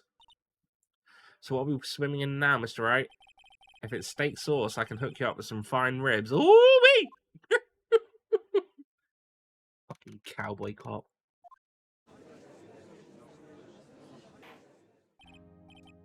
I'd like to resume. What's that? The judge keeps looking over at the prosecution. Is something wrong, Mr. Edgeworth? Your face is blue. Your lips are purple when you're sweating a bullet. That furrowed brow, those grinding teeth, those watery eyes. What's more? Oh. It can't be. This can't happen. I wonder what happened to Mr. Edgeworth. Well then, I believe it is time we continued with this trial. During our recess, I had requested that the prosecution conduct an investigation. This is unacceptable! It seems our prosecutor is quite beside himself. Ah! Excuse me. Knock knock. Who's there? Who the fuck is this all of a sudden? What's with this guy? A strange stuffy aura seems to be filling the courtroom. Hey, the temperature rose 5.7 degrees when that man came in. Who on earth is he? Ah, it's you.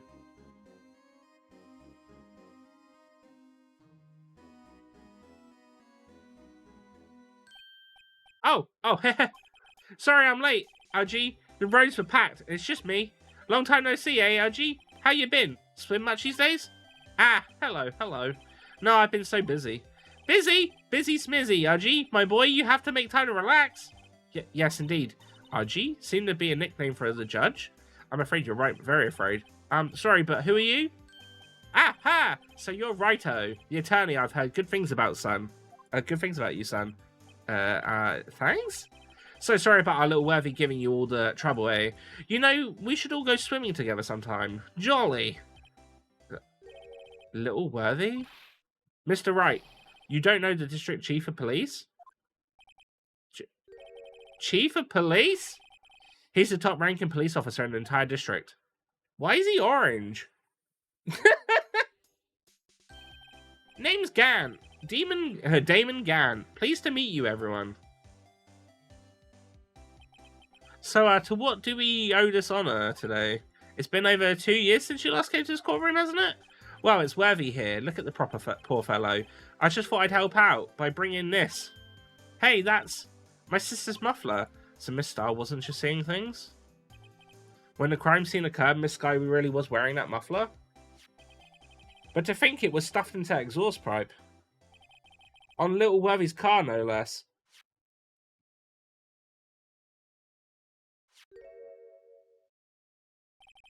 And really quite embarrassing even for us. What the fuck is that? What's this? It's what you would call a switchblade knife. Quite perplexing, this. Looks like it's going to be a surprise by end here. I forgot when he shows up. Chief, what kind of outfit are you running? Mr. Edgeworth? How could they miss such a vital piece of evidence? If your investigations are this lax, how do you expect us to do our job? Now, wait a minute, Worthy. I've no desire to hear it. I'm telling you to wait. Or didn't you hear me? Have a look at this document where it says person in charge of investigation. There's no mistaking that signature, is there? Miles Edgeworth? That's not fair. On the day of the crime, I had your head in the clouds because you got that award. I know how you feel. But you're the person in charge. I'll expect a written apology. What? Are you serious?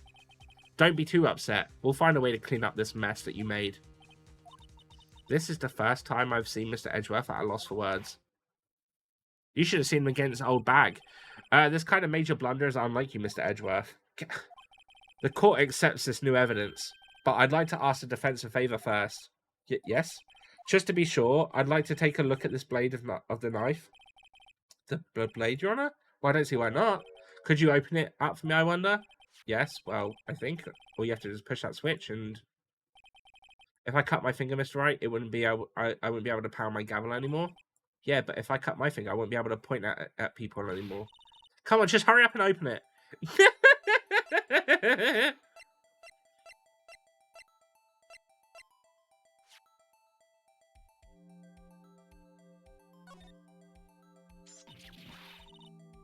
Wow, don't scare me like that. I'm the one who's scared. Look at this knife blade. The tip's broken off. And it's dark red stain, blood.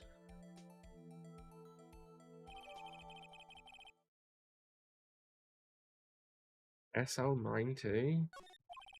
This does not excuse the actions of the police department. I would like to hear an explanation from the chief of police himself. I'm terribly sorry, but could I ask you to testify for us about the split between the prosecutor and the police and this knife? Sure thing. I mean, I like his character design.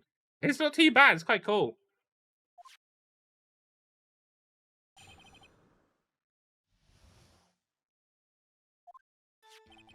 This knife is special, but I can't say how here, unless there's evidence to prove a connection between this knife and Goodman.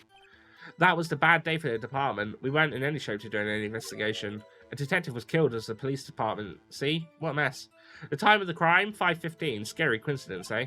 It's not officially linked to this here case, so I can't talk much about it. There was a murder at the police department, a detective? That's hush-hush information, RG. We haven't exactly announced it yet.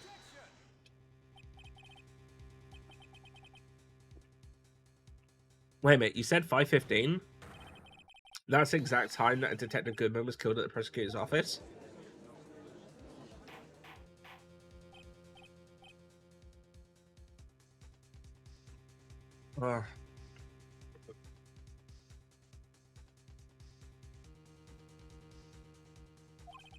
Anyway, we at the department were all flustered, as you might as well as assume. We're in the middle of a top secret investigation, don't tell anyone, okay? I think we understand the police department situation. Well, Mr. Wright, 2 detectives killed at the same time in 2 different places. The chances of that are really slim, scientifically speaking, of course. I'd like to exercise my right to cross-examine a witness. Very well, however, keep your questions focused on the case at hand. Okay.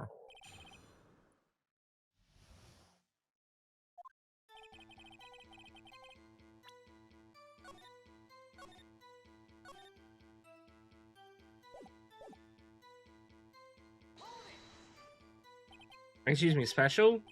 How to come by this particular knife anywhere else? May that special thing be this little tag? Oh, sorry, Righto. I can't say that now. Not that. We've established that the knife in Goodman's chest was this knife.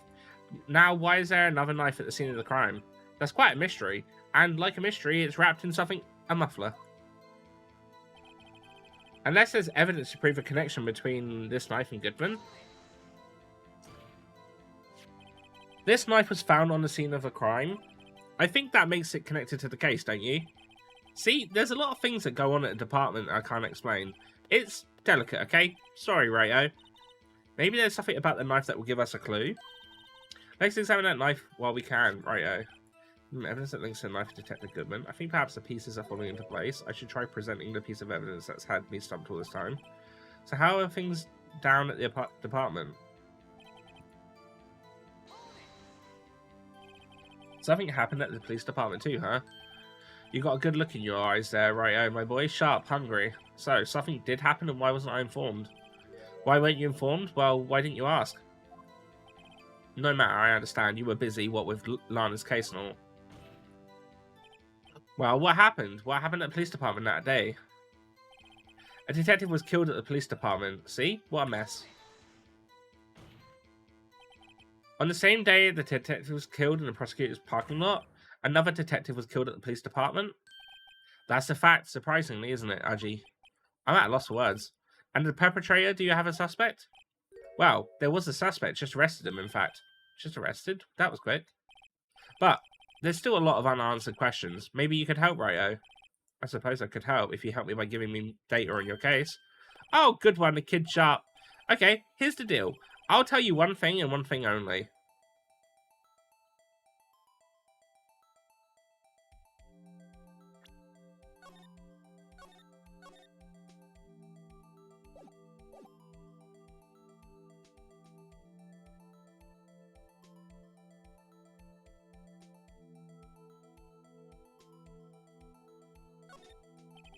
When did the murder at the police department occur? Now that's a sharp question, right? Very sharp. Well, my boy, you're gonna love this. The time of the crime was 5:50. Oh wait, shit! No, you already answered that. Did I just fuck up the thing?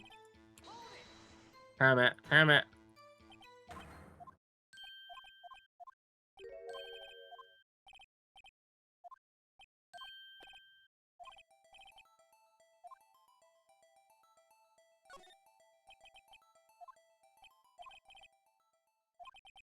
So the crime took place in the evidence room at the police department. Evidence room. You wouldn't know about the evidence room, would you, right? Yeah. Can't say I've heard of it. I guess I should ask again once I learn a bit more about this evidence room. Something strange about this and the place where the body was found. 5:15? But that's when Detective Goodman was killed in the prosecutor's office. What?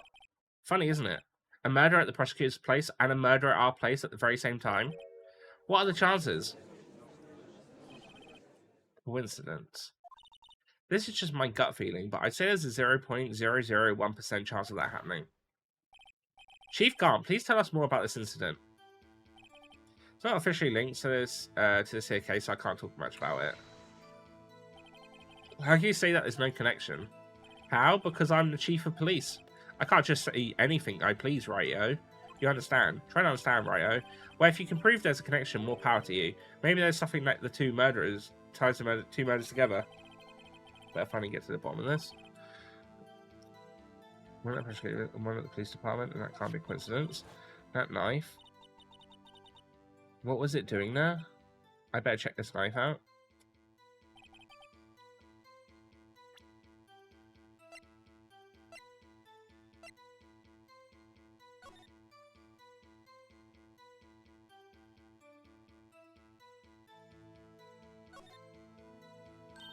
There's a small tag on the knife. It says SL92. What's that supposed to mean? I'm not sure, but it reminds me of a similar code. DL6, maybe it's a case number? That's weird. What? I don't remember where, but I think I've seen something like this before. Something similar to what's written on this tag. It wasn't that long ago either. Check the court records again.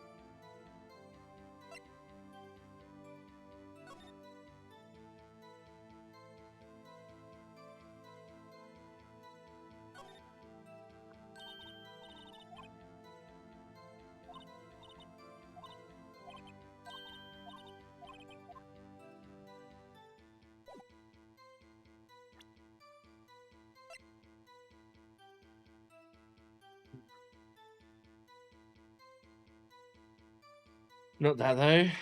I feel like it's something to do with a note.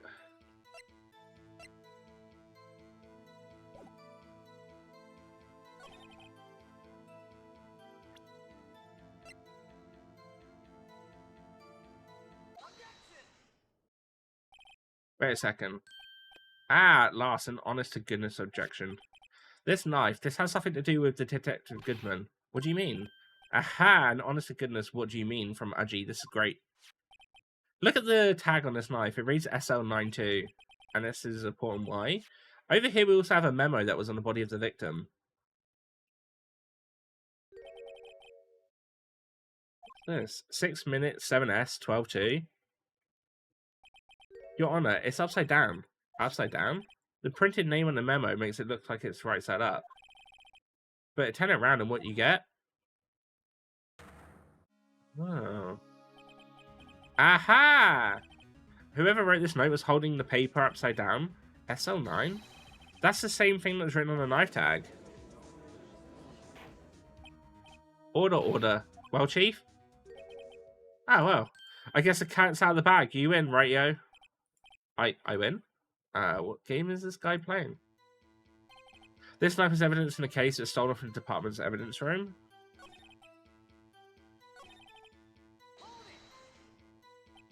So this knife was stolen. Yes, but on the day of the murder. It was evidence, you say. Was it in fact a murder weapon? Nice, nice, nice. Good show, Little Worthy. It was a murder weapon as it happens. It was evidence from a case long since solved. So this knife was stolen on the day of the murder, and it was found in the exhaust pipe of Edgeworth's car. Hard to think that there isn't a connection there.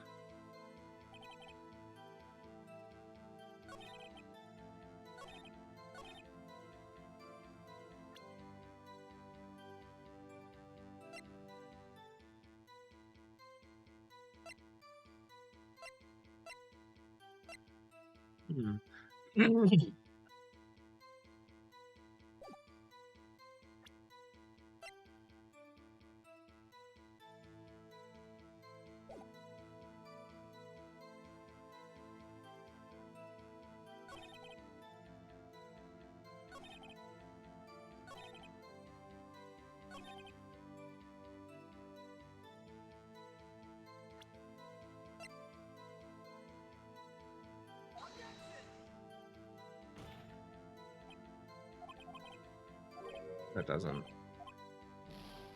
What the hell are we doing now then?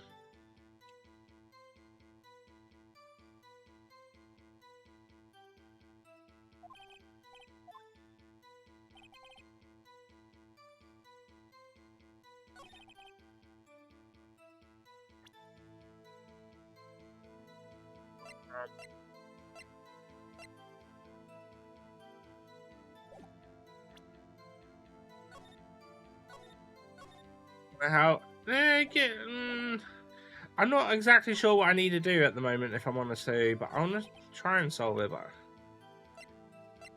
I can't generally think of it. Anything to do with this? Right, okay.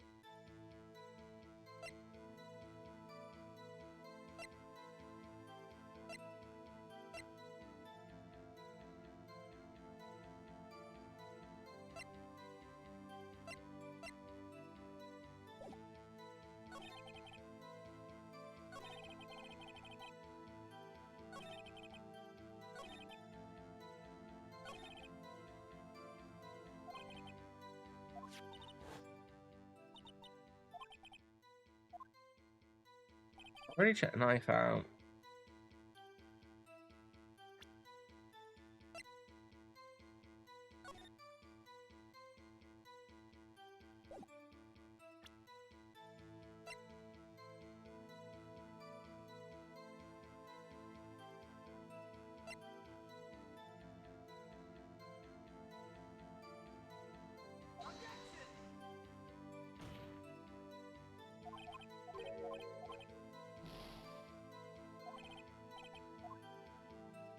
Man, why is this one harder than all the other ones?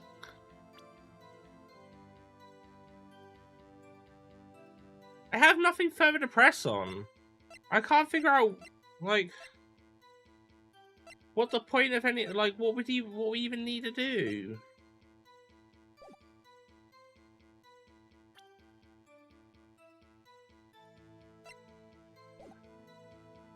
Couldn't remember where I know who.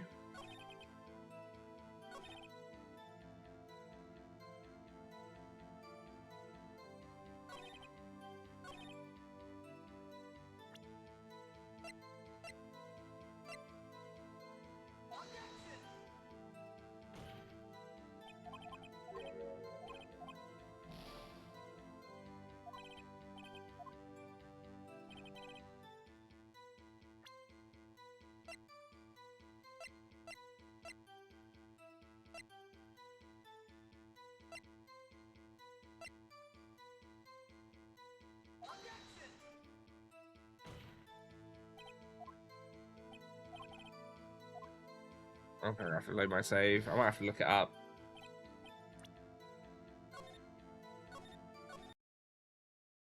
I'm not sure.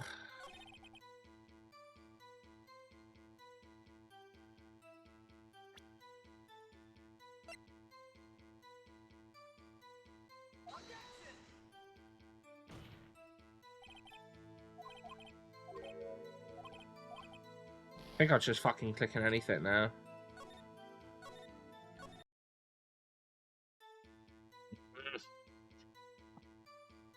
Bam, bam, bam, bam, bam, bam, bam, bam, bam, bam, bam, bam, bam, bam, bam, bam, bam, bam.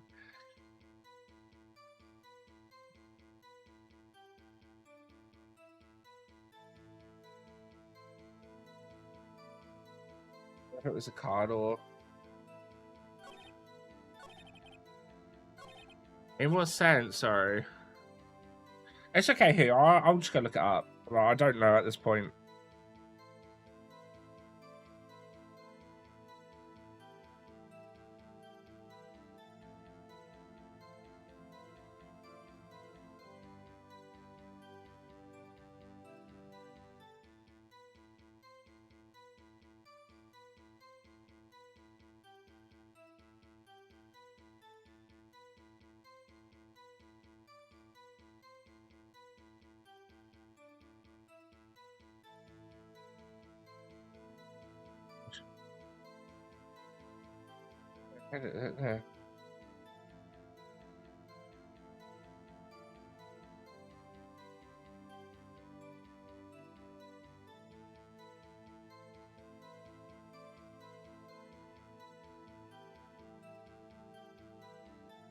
Um.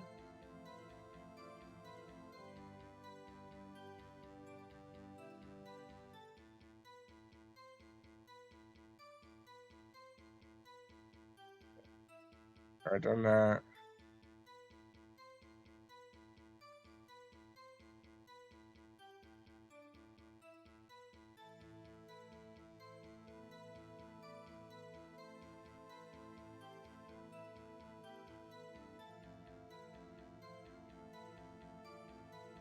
Okay.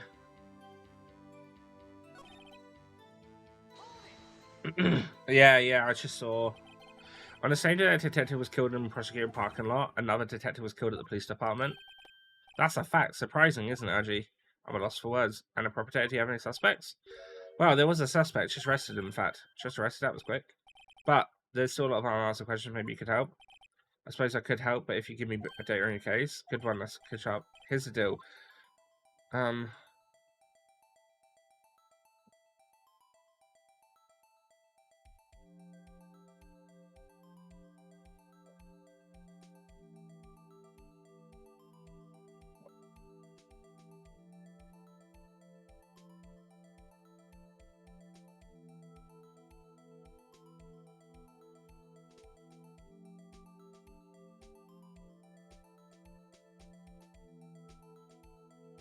Where? But I've already done that, though. He says the evidence room. The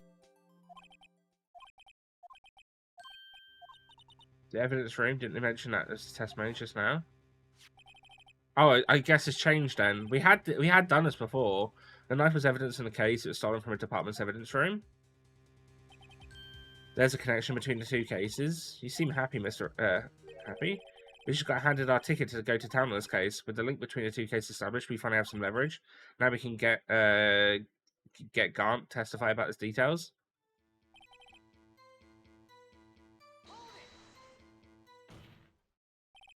Chief, the defense position is to simply this.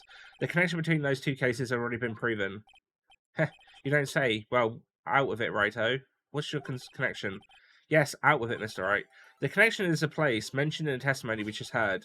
The knife found in the lot was stolen from the police department's evidence room. Not to mention the victim had on him the case number on the knife's evidence tag.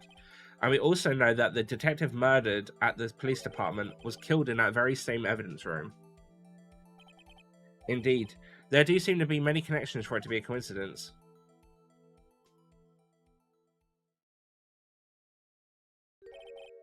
You two make a good pair. It took my men 2 days to find out what you deduced right here. It's because we're forbidden love.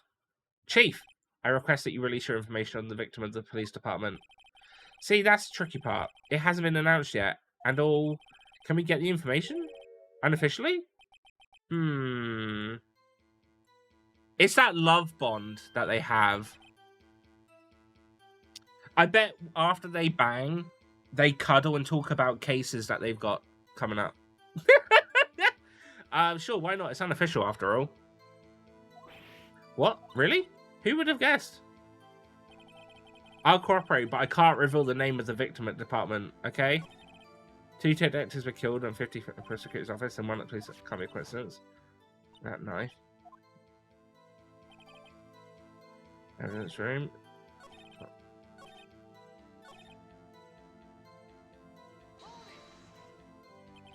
If you're going to tell us little, why not tell us everything? Ah, well, case information is sticky stuff. You have to do everything properly.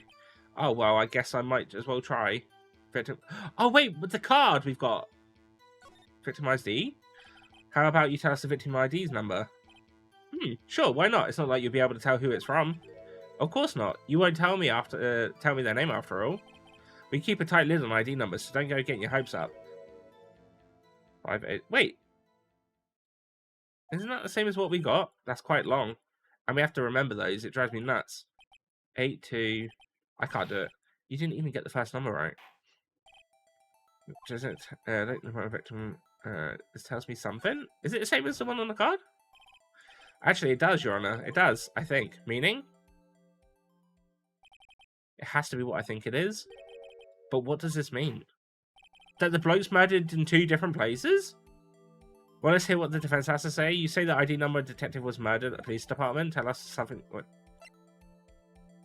But how was he killed in 2 different places? Witness. What is it, Mr. Wright? You're grinning like a schoolgirl on prom night.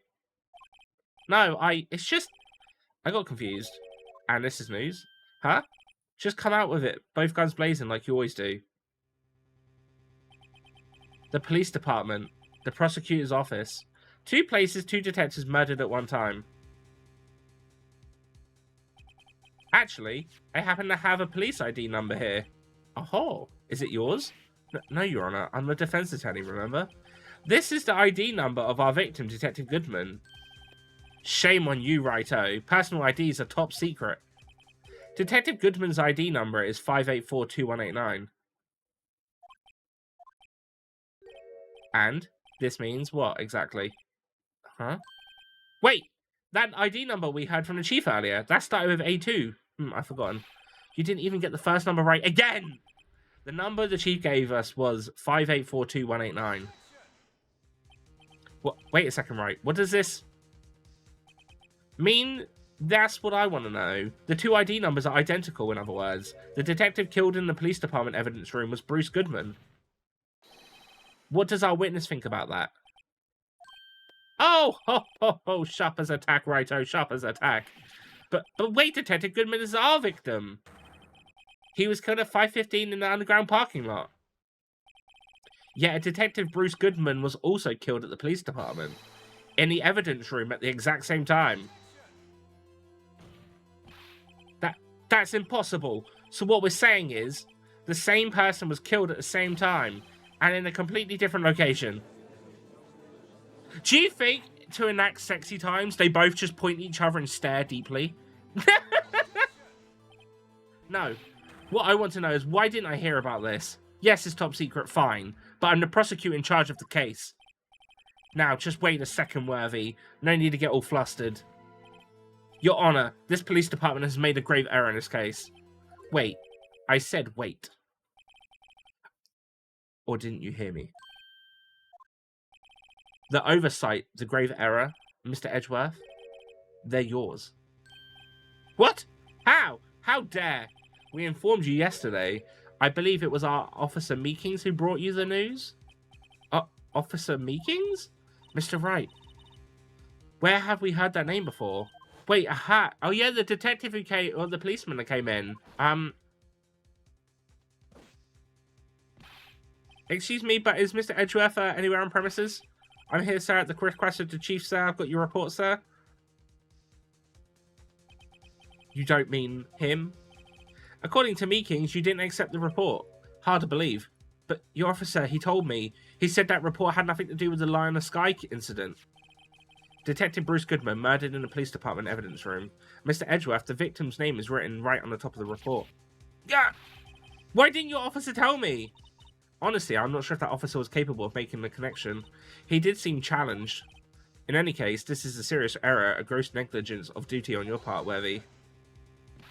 But, sir, you could have submitted that report this morning to the court as evidence. Then Why does it seem like this whole case is to take down the two prosecutors? No such luck this time, Worthy, or should I say unworthy. What? Now, what was the second rule of evidence law, Well, Mr. Wright, huh? Oh, well, it's, Rule 2, unregistered evidence presented must be relevant to the case on trial. And how is this rule relevant? Normally, you submit a list of evidence to be used in court before the trial. This report wasn't on that list. So what does that mean? I couldn't submit this evidence until a connection was proven in court. The connection was just proven by Righto over here. Good job, Righto, my boy. I think you should write these things down. I feel like if I wrote those things down, my PC would get very contaminated with weird things too.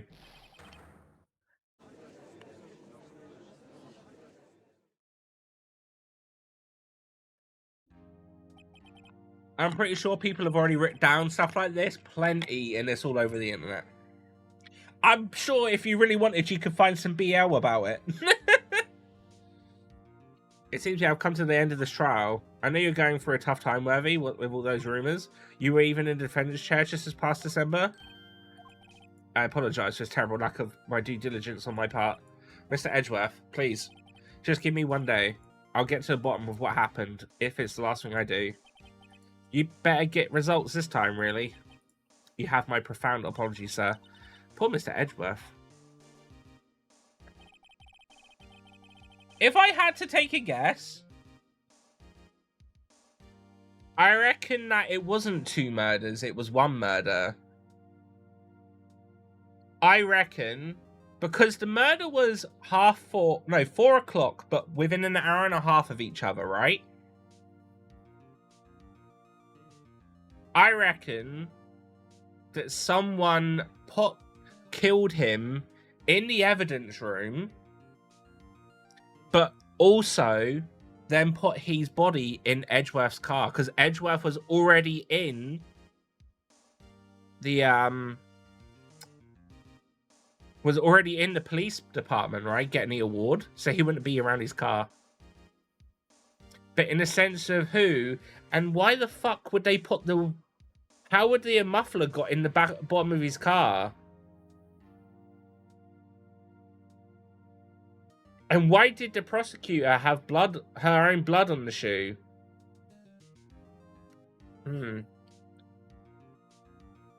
Interesting. Don't think there's ever been an error this serious in the history of the court. I will grant one further day as the prosecution has requested. Will that be sufficient, Mr. Edgeworth? Yes, Your Honor, thank you. Whatever your punishment for this is, for your sake, I hope it's not decisive. Very well, court is adjourned. Cool.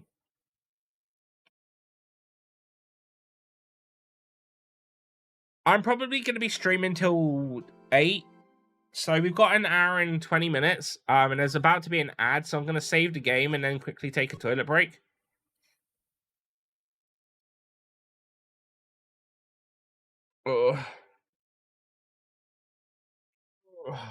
And then, yeah, we'll carry on with it. So I will be right back.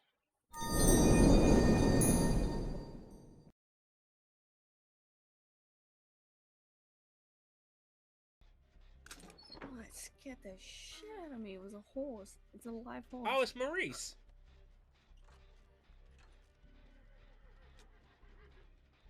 Is it good? Is it a good horse? Nay. Oh my god.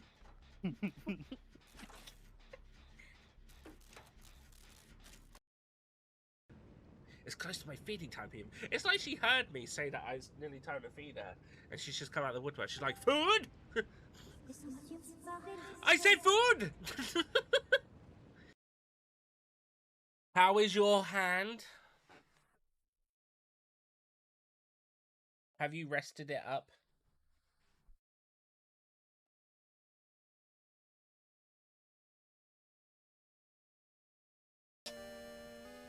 I'm gonna be a monster. I might lose my mind and hurt people. Please, Panda, before I lose my feelings. Please take my tears to Lester. Tell him that I loved him. Please. Please. I'm sorry, Amanda, but I had to. No regret. Panda took a drop of tear from Amanda's face. She's like, food!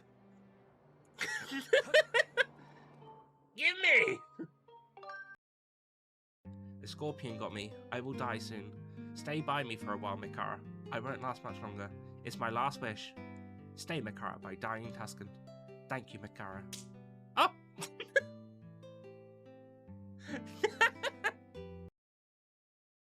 I don't know how this is going to go. If I have to open it, I will. But I'm going to try and just squeeze the banana in the skin and see what happens.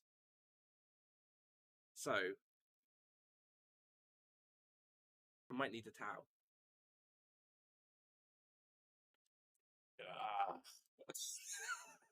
Well, it worked.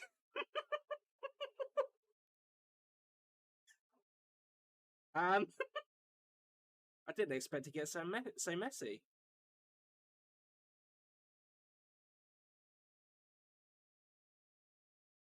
I could squeeze it in the skin, so that's something.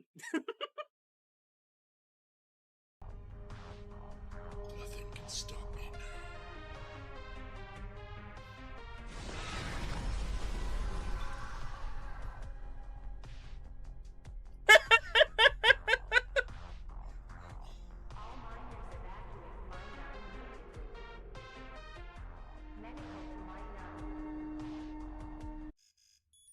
Bro had the toughest first line ever. Nothing can stop me. No!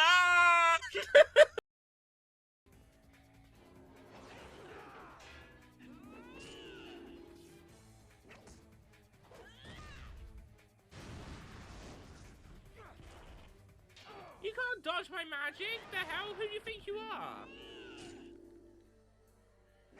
A pink purple nipple bitch. Get down there.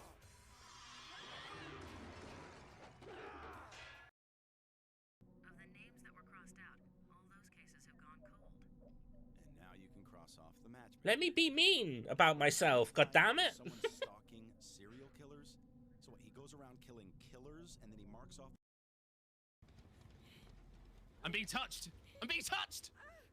Good touch, bad touch. I'm gonna assume the bad touch for that one. I got an achievement though. That was exciting. Sounded like a good touch. Oh my god, it was the best touch. I came so hard my fucking boots fell off, man. Jesus Christ.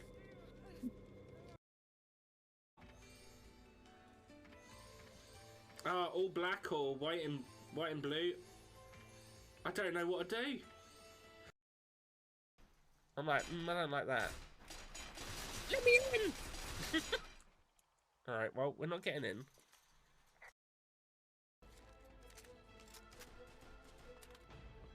The grease again. Pa pa pa pa pa pa pa pa pa.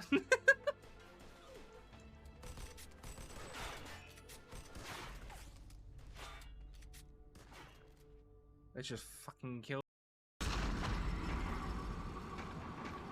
Churn like butter! We did it again!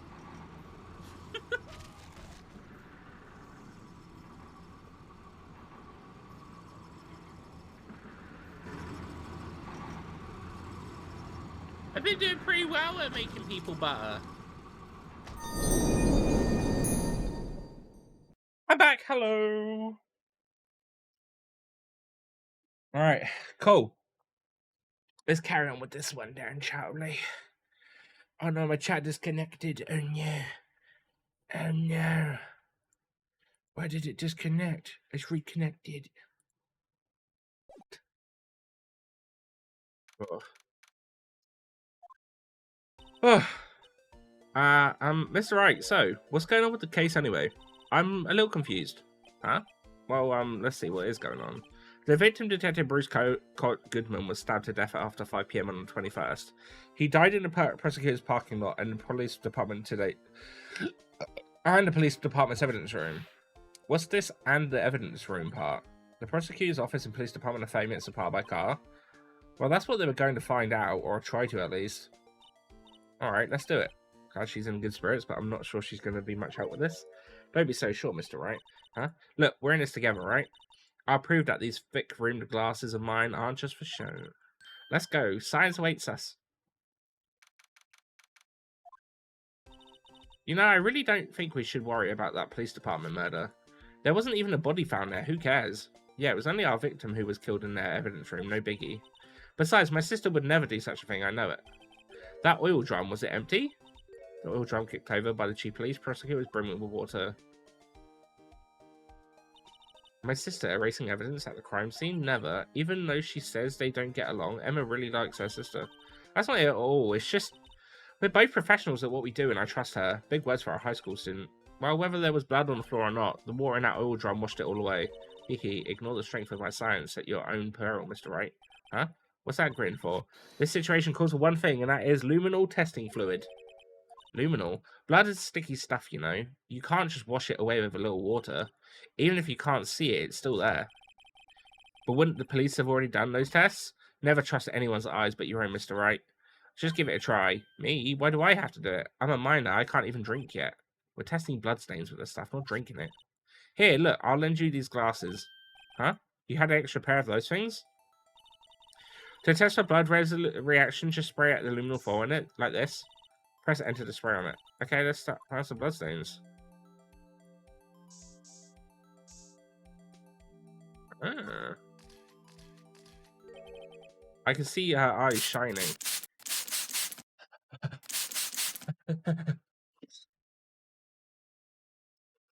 Thank you. I see her eyes shining behind those glasses. So this is a blood stain. It's so Emma, you're shaking. It's just this is my first time seeing real blood. Scientific investigation in action. Okay, well, we definitely know that this is a blood stain, but doesn't something strike you as odd, scientifically speaking, of course? What's odd about this scientifically? The amount of blood? The perpetrator and Detective Goodman fought here, right? Don't you think there would be a little more blood? I definitely think so. I mean, look at the blood on the sole on the victim's shoe. It is pretty strange. If they fought here, they'd have to have been more blood than this. Hey, Mr. Wright, I'm going to mark up the floor plans where we find a bloodstain, okay? They are pretty handy to have around, right? This stuff's pretty handy too. I saved up my allowance to buy that. Okay. Sometimes they fail to mention evidence that doesn't fit the view of the case. Evidence? Yeah, it feels like we're really investigating a crime scene now. This spray on... Okay. I wonder how that fluid of yours would react to a nice deli box. Oh my god, fuck off. Miss Star, you only trust your own eyes. Not bad, you two. This day-old deli box is on the house. Sorry, it's just that kind of lead and doesn't really get my mouth watering. So how am I supposed to do this, the spray stuff?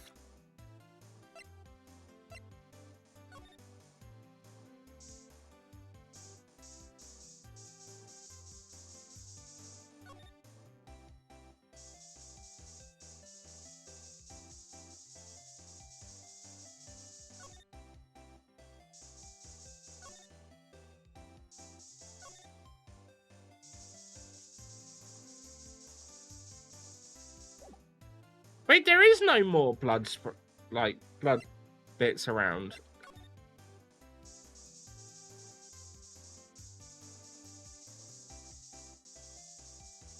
Do you think I've sprayed enough? Do you think I've sprayed enough, chat? Have I missed somewhere? Oh shit, I clicked out of the game by accident. Right, okay, cool. Alright, never mind then. I found a note. This is a case that was due for transfer order death and murder, and a detective in charge of the case was a victim. I wonder what kind of chance this was. Kind of hard to guess to know them. I think that's it. Nah, there wasn't anything in it. No time at present, I'll try to kick it over myself. Hey, yeah. That's okay. Don't cry. The last guy must have been one strong one. Make that room wet, just like any room I'm in. This rope, isn't it? Yep. They laid it out on the outline of the victim's body.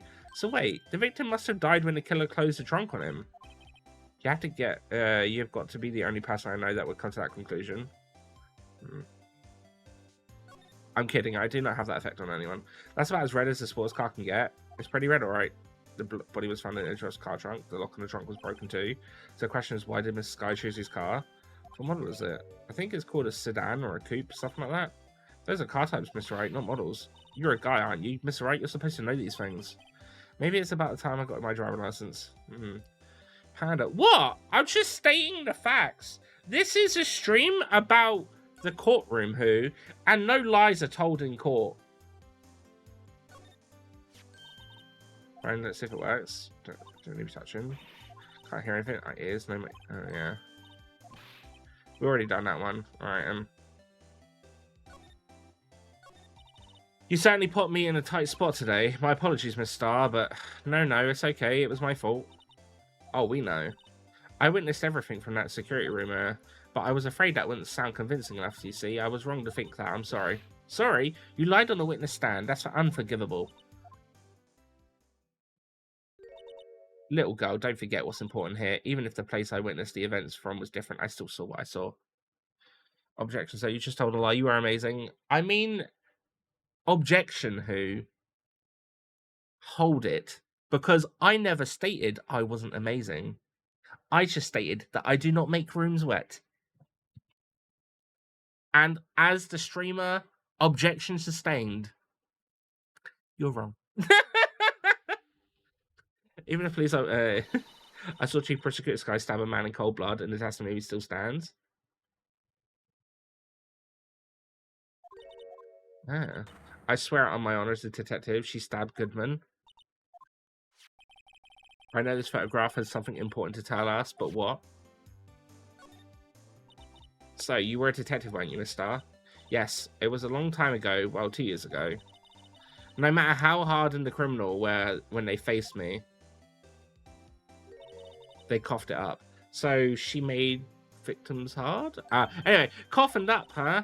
They confessed. They babbled like babies, you know? I may seem like a demon sometimes, but I can be an angel too. I wouldn't doubt it.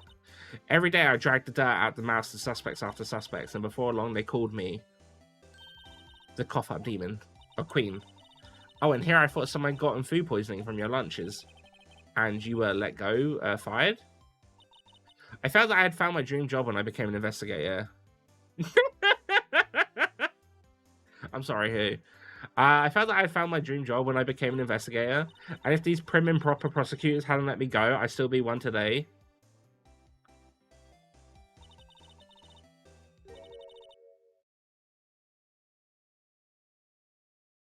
We might as well just call you a hooterfall. Get like waterfall, but who? Anyway, it's all because of that case, the SO9 incident. SO9? Wait, she doesn't mean. Oh. Wait, I can't. Oh, I pressed the wrong button.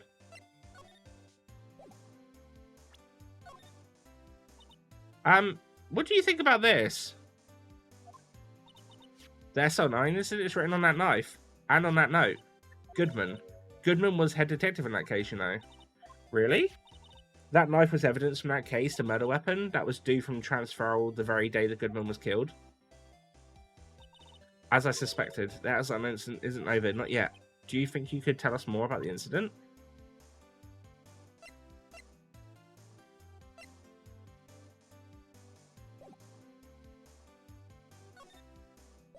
Oh.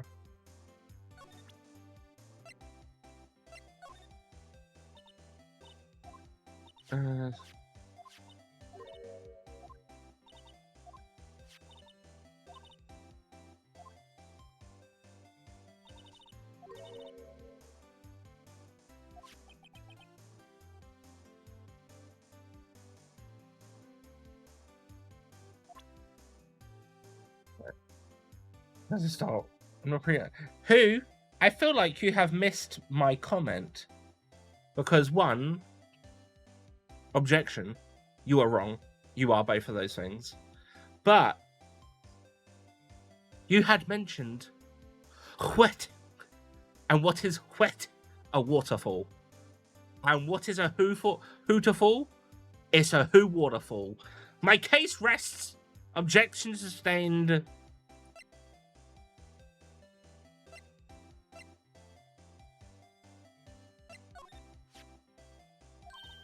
You're a cough-up cream, right? We found this ID card here in the parking lot. Well, there's no mistaking it's definitely Goodman's, but it's the same idea as the man who's killed at the police department. That's impossible. I wish I could be so sure. I'm not sure what I need to, like, go through her. You said you wanted some hot tea, right? Yeah.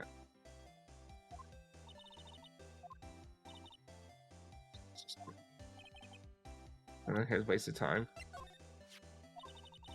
Here's me, gratitude. Gratitude? Why, if I hadn't witnessed a crime, Message would have been a suspect. Wonder. So it's strange. Why didn't our chief prosecutor have our own murder weapon ready? Could you take a look at this? Oh.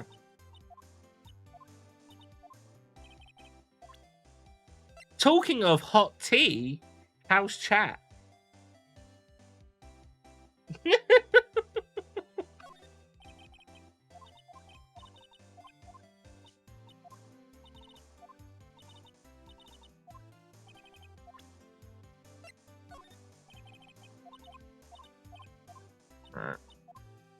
And good who? I'm hoping the stream and whatnot's helping. You dropped that phone on the pavement. That's when you heard talk about the word muffler. Little did I know it was a trap. The red car's muffler and the prosecutor's red muffler. What was Miss Sky really trying to say, I wonder? Looking at hot tea right now. You're doing a mirror look? Makes sense. Makes sense. I imagine when you are as good looking as yourself or anyone else in chat, sometimes you just have to observe yourself in the mirror, right?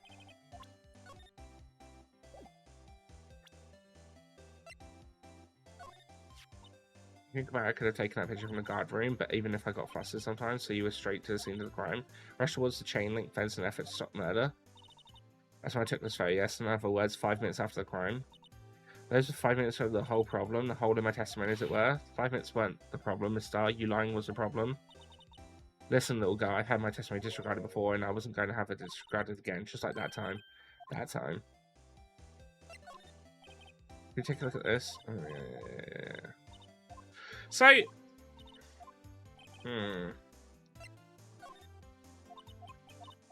So I've asked everything I can. It's weird that I can tell her about the SL9 thing, but then I can't ask more, which leads me to think that I've got to do something else somewhere else. Oh no, I can now. Never mind. That didn't really open up my eyes to the truth. We're not having term disposable. Disposable to who? 2 years ago, it was the biggest case I'd ever handled. Oh, I'll give you a big case to handle. Never mind. The police and the prosecutors were desperate for decisive evidence, so they didn't solve it. On the contrary, it was solved quite cleanly. The criminal was caught and executed. Executed? Yes, the criminal got what was coming to him. It doesn't get any clearer than that. The only problem was they never did find decisive evidence, not a shred. What? But the criminal was executed, right? What did you say? Nothing new. Nothing. Absolutely nothing. Completely innocent here. Nothing said. On the basis of evidence of a sort, made up evidence. What? You mean they executed someone with fabricated evidence? The best part came several months after the trial. Every detective involved with the case was dealt with. Some were demoted to patrolman, others found themselves out of a job. And you were one of those? Myself and one other person you know well. Wait, could it be? Exactly. Detective Jack Marshall. Jake. Oops, I mean police department or security detail officer Jake Marshall. As professional detectives, we investigated that case from every angle. Jake was particularly determined, and then it was over and he was demoted. However, he hasn't forgotten, and neither have I. You haven't forgotten SL9? There was another side to that case, a hidden side that was what we're after now, and no one up in their fancy offices can stop us. Wait, those lunches you sell. There is only one reason I came to sell lunches in this accursed office. I came here to meet old friends, boyfriends that can help me investigate. Miss Starr's old boyfriends, how many does she have anyway? Just when all the detectives on SL9 have disappeared, we find new evidence. There has to be a connection. So, Rookie, what? It seems like you're serious about investigating this case, yes? Then you should take this. Oh, that'd be to get Jake Marshall to talk. I know a certain guy who might help you if you tempt him with this treat. Miss Starr, Officer Marshall, is he your, are you his going out? Why'd you want to know? I was just wondering what happened to him. A long time ago when he was helping my sister do cases, he was so nice. He got along so well with my sister, it made me jealous. And he was nice to me too back then. This would be when Officer Marshall was a detective. But now he's so cold. Jake and I are merely cooperating on this investigation. We're putting the past to rest, as it were, nothing more than that. I see, thank you. Officer Jake Marshall, All right, then. All right. Let's place the classy today as it was yesterday. I'm sure it's still classy tomorrow, Emma. Incidentally, Edgeworth's not here. I'm sure he's off doing important investigations. I hope that's what he's doing. Guess we'll have to come back. Wait.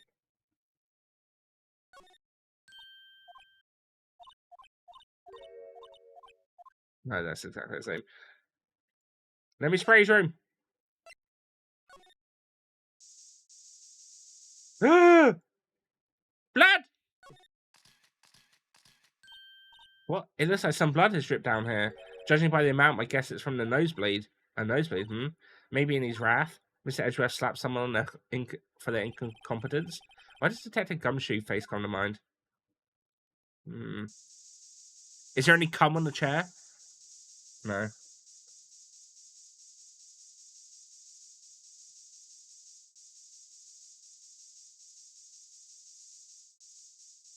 Right, I think we're okay. Yep.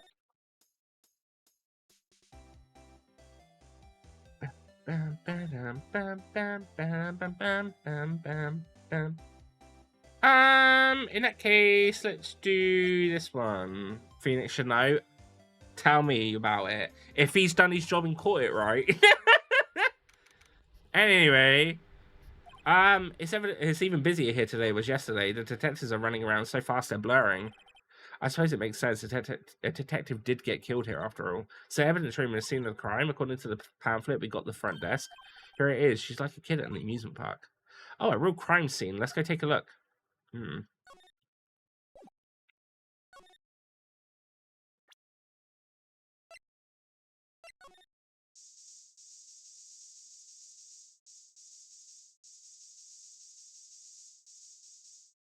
Oh, fuck, I clicked off the fucking game again.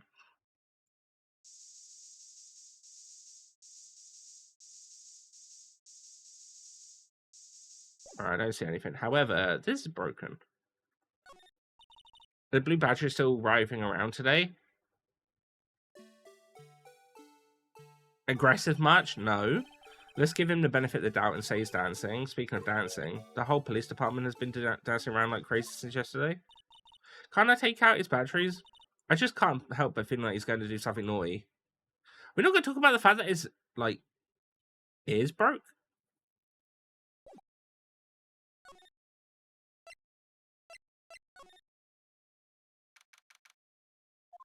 Guard room. What's with this decor in this place? It's very eccentric. According to the pamphlet, this is the guard station for the evidence room. So beyond that door is the evidence room, the scene of the crime. It sure seems that way. Oh, what's wrong? It's those cacti. They're so prickly. It's so imposing. It's hard to think straight. If you can't handle the cacti, stay out of the desert. What I want to know is, if this is a guard station, where is the guard? I have a feeling I know who he is already. True.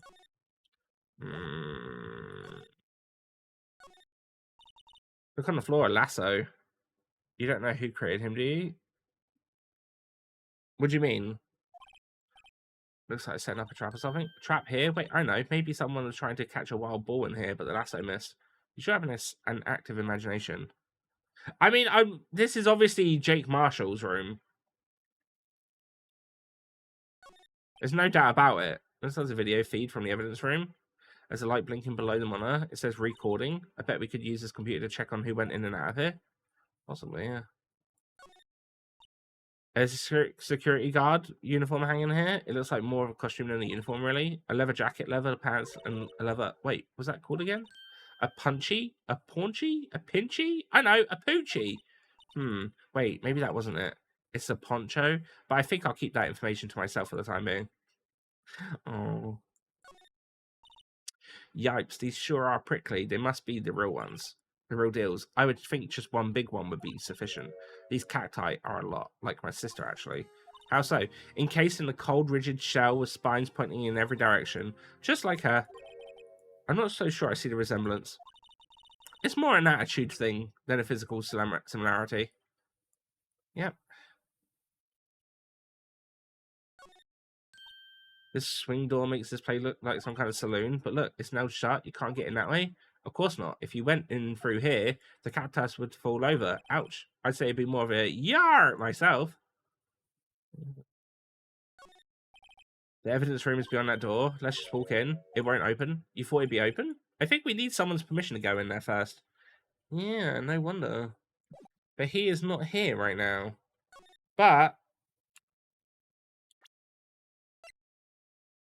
let's spray.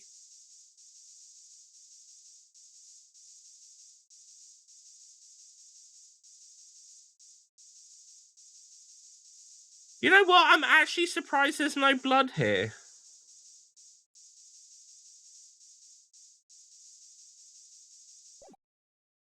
Because I would have thought they could have done a bit of blood over by the seat, and it's like, oh, it's probably because he cut himself with his knife when shaving.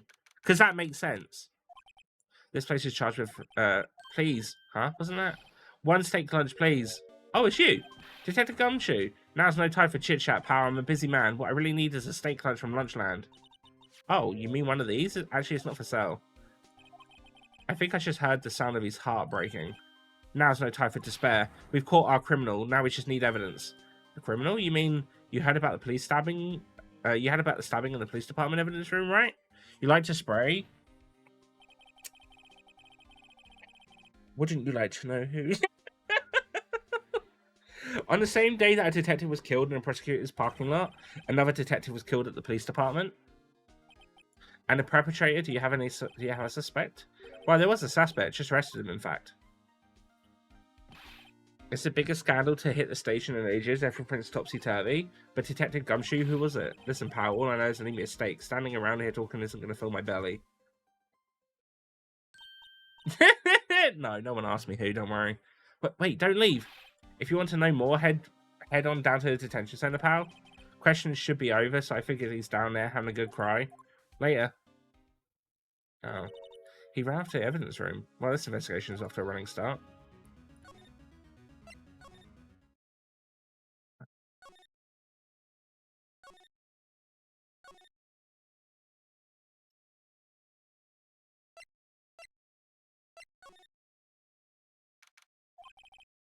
It's deadly serious here. There was a vicious murder detective down at the police department. The same detective was also killed at the same time the prosecutors lot. Ugh, it makes my hide hurt. Well, first things first, let's go check out the police department crime scene. You could say dead set on investigating, but don't mess up or we could wind up dead. Doubt anyone wants any more mysteries or dead bodies around here right now. But if it doesn't look like anyone's going to help us much either,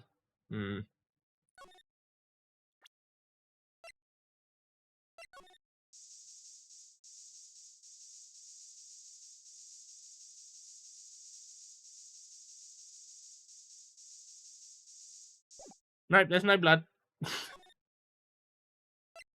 To the detention center. Still, I do feel better about things a little. I mean, they caught that person who stabbed Detective Goodman, didn't they? Yeah, I guess they did. Best not to go too far down that road right now. Things will just get confusing. What was that? Sir, that's what I'm saying. Me, a perpetrator? I say I was a perpetrator again, sir. That's what I'd say. Oh my god. There's no way he would have killed someone. Hi. Greetings, sir. Wait, I know who you are. Excuse me, but is Mr. Edgeworth here? Anyone on the premises? I'm here, sir, at the request of the chief, sir. I got your report, sir. Officer Meekings? So you're a guard here at the detention center? No, sir. I'm not, sir. I'm a little lost patrolman, like a little lost lamb, sir. Oh, I get it. You're here to deliver a report. No, sir. How should I say this? Wait, he isn't, is he? You, Officer Meekings, you didn't, did you? Perpetrator Officer Meekings reporting, sir. What? What? Now, this is an unexpected turn of events.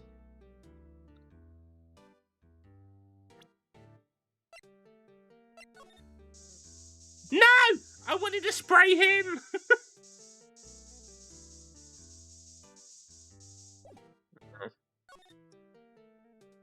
Although I didn't intentionally do it. There's crime. Sir!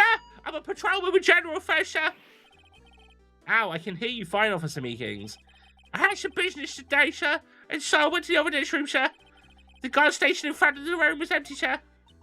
So normally there are a guard at the evidence room. That's right, sir, because evidence is kept in the evidence room, sir. Now the security officer was none other than Officer Marshall.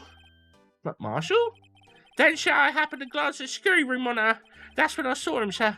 A suspicious person in the evidence room. A suspicious person, sir. A suspicious person! Yo. What the heck is this guy doing? So what happened then?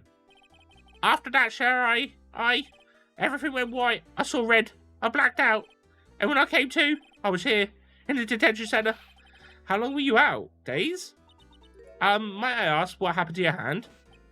Sir, there are no one to bandage me, sir. So I did what I could to wrap it up, sir. A bandage on his hand? Just like Miss Sky? Yet another similarity between this case and the one at the prosecutor's office. First things first, tell us how you hurt your hand. I don't mean to pry, but you are the perpetrator, correct? You killed Detective Bruce Goodman in the evidence room, right? Sir? Please don't look at me with those sharp happy dog eyes, sir. If you haven't labelled me as a perpetrator or victim, sir, then label me a victim. I would be happen to be in detention and alive and well on that. Yes, well, that's true. So, I suppose you could say that. Did you know the victim, Detective Goodman? Well, sir, if I had to label him as a stranger or a total stranger, then I'd say he lies heavily into the total stranger side. So you didn't know him? Sir, I work in a tiny department devoid of light and other creature comforts. I don't know any detectives. So if he was a total stranger, why did you stab him? Sir, I had no intention of killing him, sir. None. None do I have a recollection of killing him, sir. At least someone around here is more confusing than him. Why the fuck did I give him a voice? We played this whole fucking game with no voices. But for some reason, there's something about him that just makes me give him a voice. About your hand, did that happen during the course of the crime? Well, you see, sir, don't you think you should just confess? Sir, but there was nothing I could do. Nothing you could do.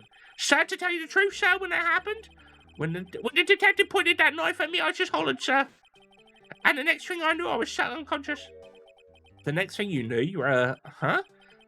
Then when I opened my eyes, I was alone at the evidence room, sir, all alone. Alone because Detective Goodman had disappeared. What? Then when did I look down, I was gushing blood from my hand, sir. Oh, the shock. Oh, the sorrow. Sir, can you imagine how I felt? The victim's body disappeared? That's some story.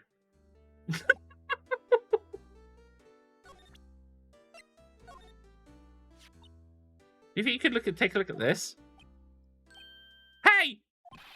That's it! Sir, that's it! What? That's what? My head was a blank until this very moment. But sir, now I remember. I remember, sir. You mean you remember what happened? Correct, sir! That card was the cause of it all. This ID card? Exactly, sir! That's exactly it! Nothing could be more exact, sir! Nothing! I better pry into this one a little deeper. Officer Meekins, could you take a look at this? I'm sorry, sir, really sorry, but I have no idea what this is. Maybe you should ask Mr. Edgeworth, sir? He's passing the buck, Mr. Wright. It takes a special kind of man to pass the buck to Edgeworth. Officer Meekins, this is for you. I'm scared of knives, sir. It's okay. I just wanted you to take a look. That's it, sir. Last night, sir. That's the one. I was an apple, sir, in my dream, sir, and I was being peeled. On second thought, you don't have to look at the knife. He's overreacting to the knife, but I guess he's been through a lot. Officer Meekins, can you take a look at this? I'm sorry, sir. Really sorry, but I have no idea what that is. Maybe you should ask Mr. Edgeworth, sir. Officer Meekins, could you take a look at this? I'm sorry, sir. Oh, yeah, no, that's just the same thing. I'm not going to keep repeating that one line. Could you take a look at this? No, yeah. Okay. I think I need a fucking drink after that voice.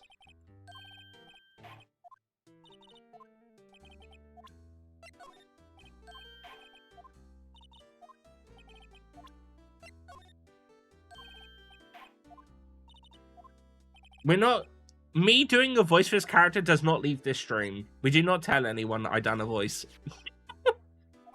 That's from the day it was taken at the prosecutor's office. The day that Detective Goodman's body was found in the trunk. So this means I'm a free man, innocent. If this is the dream, sir, then I hope I will never wake up. If this is a dream, you better wake up right now. Officer Meekins, can you take a look at this? Oh, yeah, same thing. You. I'm scared of knives, sir. It's okay. That's it, sir. That's last night, sir. That's the one. I was an apple, sir, in my dream, sir, and I was being peeled. Alright, it's the same thing as the last knife. Yeah, okay. You take a look at this. Okay. Right, okay. So that's all the evidence. But, yeah, I have the new one. Right, let me have a bit of a drink before I do this fucking voice again. For fuck's sake, man.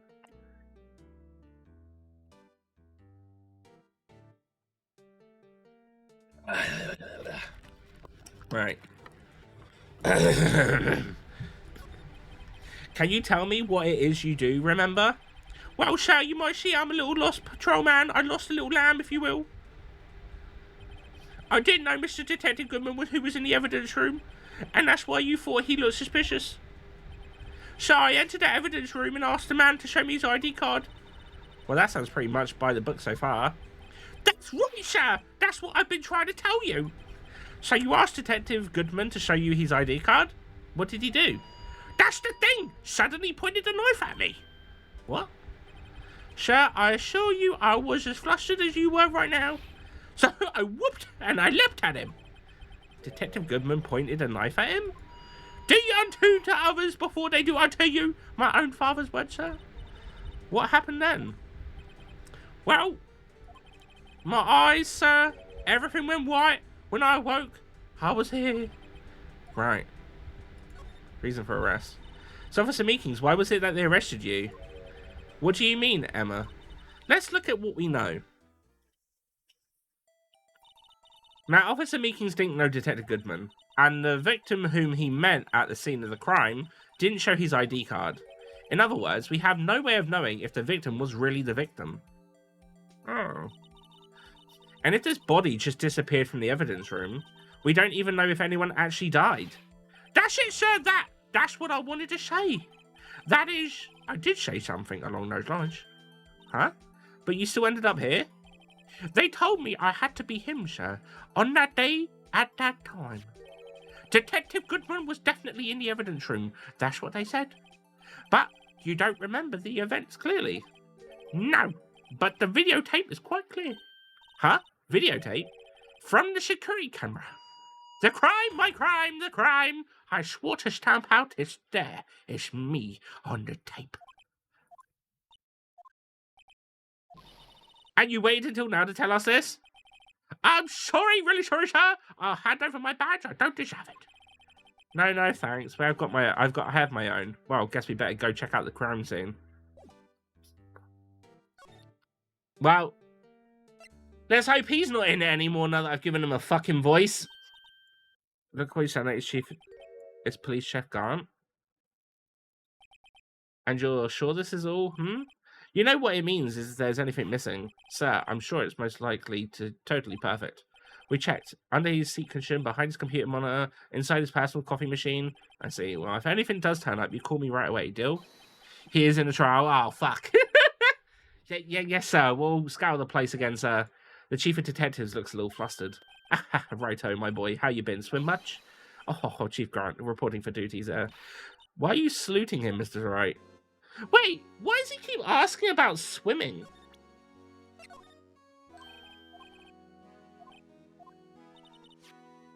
Does this mean Detective Gumshoe for him on the Dancing Blue Badger?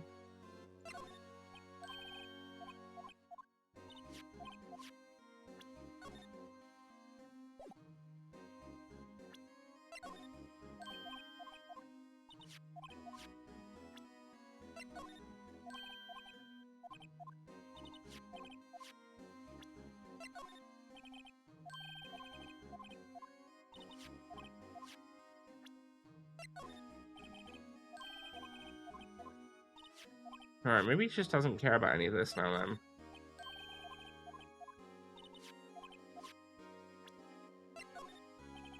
then. No, swimming and fishing. Oh shit, we got half an hour.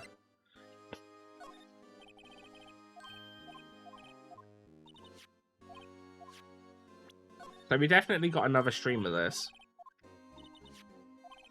What do you think, Who? Do we have one stream or two streams left of this, do you think?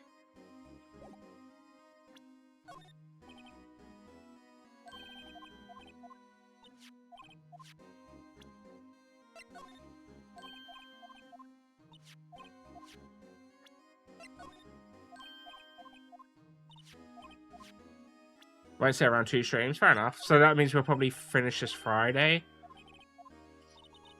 I mean, Friday's a long stream as well, so we could probably... Because obviously Friday I'm going to be doing a day stream during the morning, so I could technically do this until I finish it, and then Rivals for the rest of the stream. Probably on Friday. Is Edgeworth going to be okay? Won't be leaving soon to play some Rivals? No worries! Like I said, I'm only going to be playing till 8, so we've got like half an hour. Oh, Worthy, you know, they're doing a little inquiry committee with him. Oh, fuck, I clicked off the fucking... Oops, I accidentally pinned whose comment. Whoopsie daisy. There we go, unpinned it. Lovely. You know, they're doing a little inquiry committee with him. Sounds like an Inquisition. Yep, talk about Inquisition, that's our next game. They've had no end of trouble with the boys since last year. You mean the incident on Gourd Lake? It does look good having a top prosecutor sit in the defense seat, doesn't it? I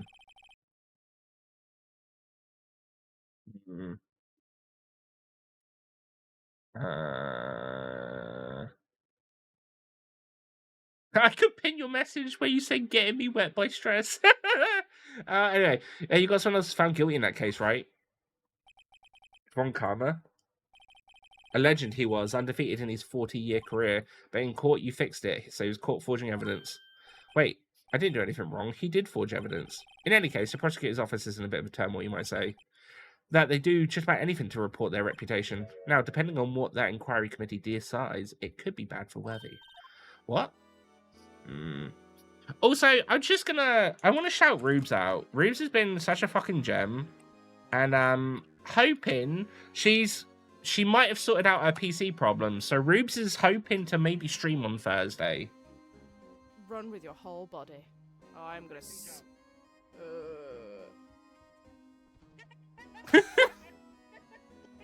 That was so good when we played that. Yeah. Man.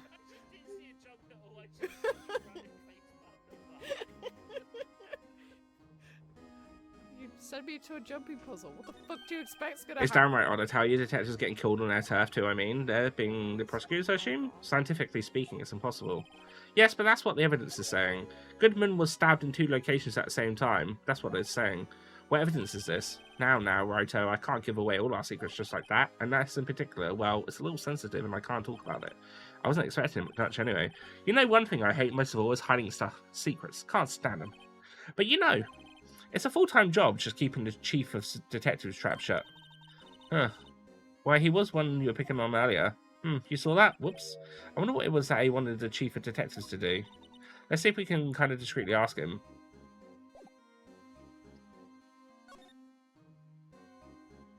Alright.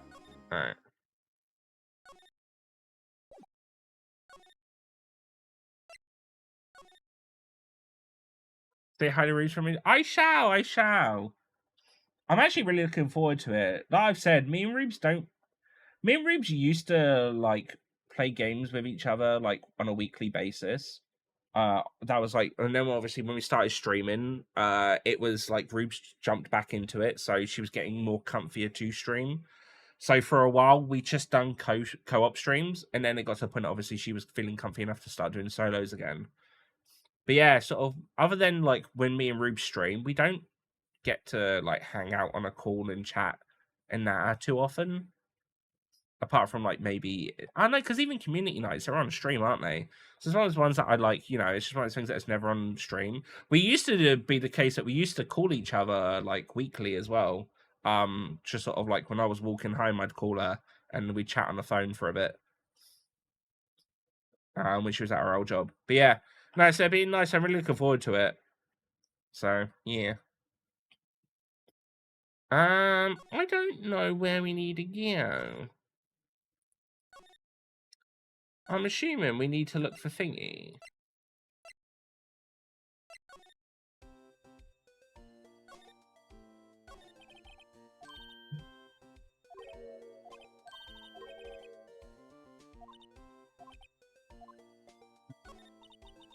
Take care, Who. Thank you for keeping us company. Rumors.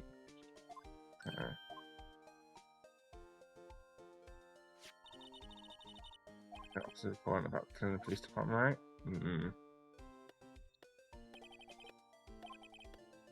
I think someone at the police department doesn't like Edgeworth. I think there's quite a few that doesn't like Edgeworth at the police department, in all honesty.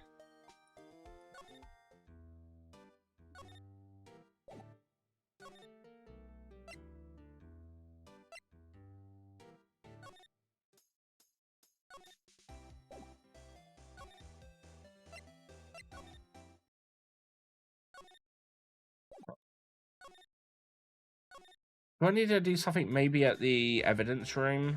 Maybe look at the camera or the videos? Maybe that'll trigger something for someone to appear.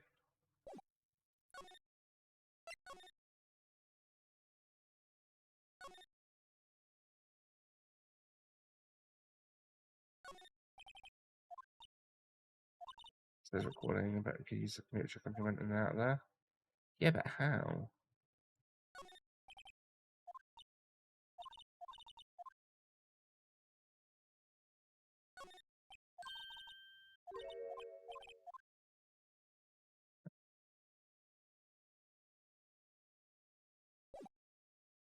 I don't really know what we need to do right now.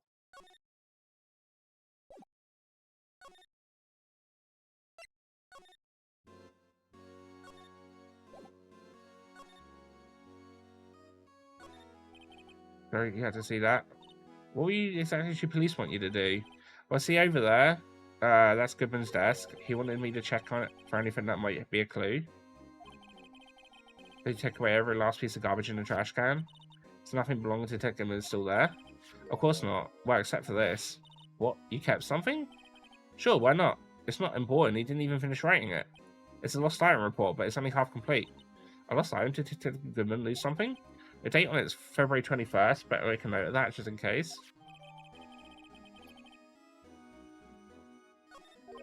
I should really get back to the investigation of the police department crime scene.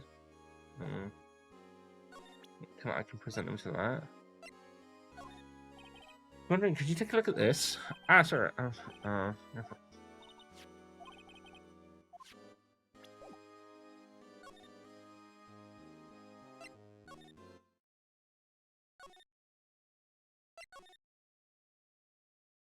Yeah, but there's no one here.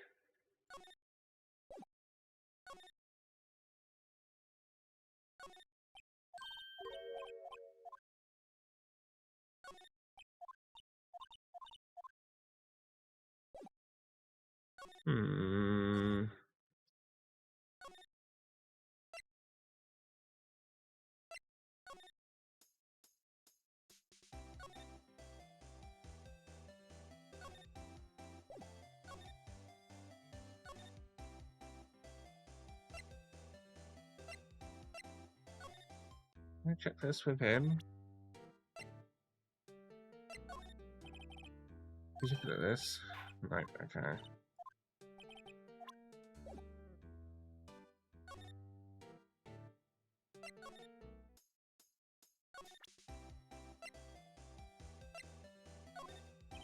He's looking at this. Yes. You said you're on his arm. That's not her then. Maybe there's no one else to talk to.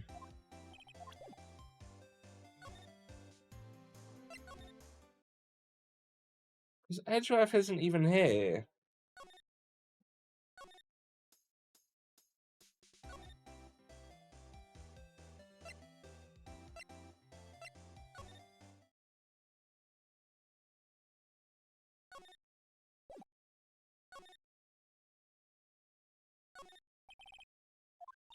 Just imagine right now, behind the doors. Oh, he already saw that and heard that.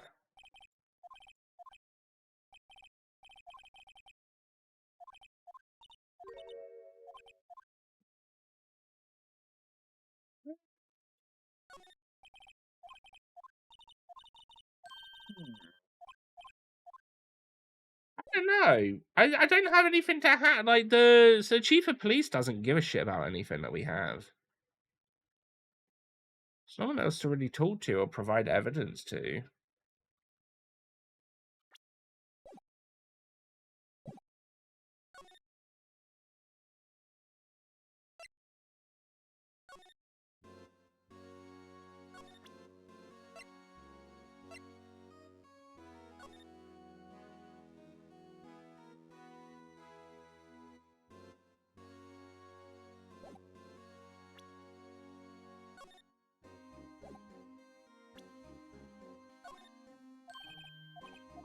I don't really care about that.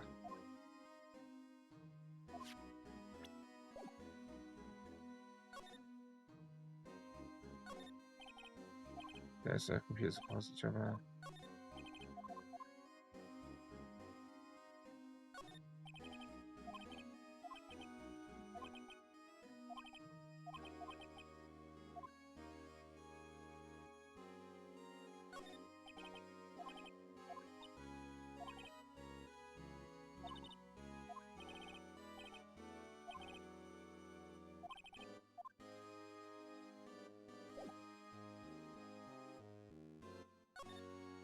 Oh shit! Permission enough. I didn't even fucking see that.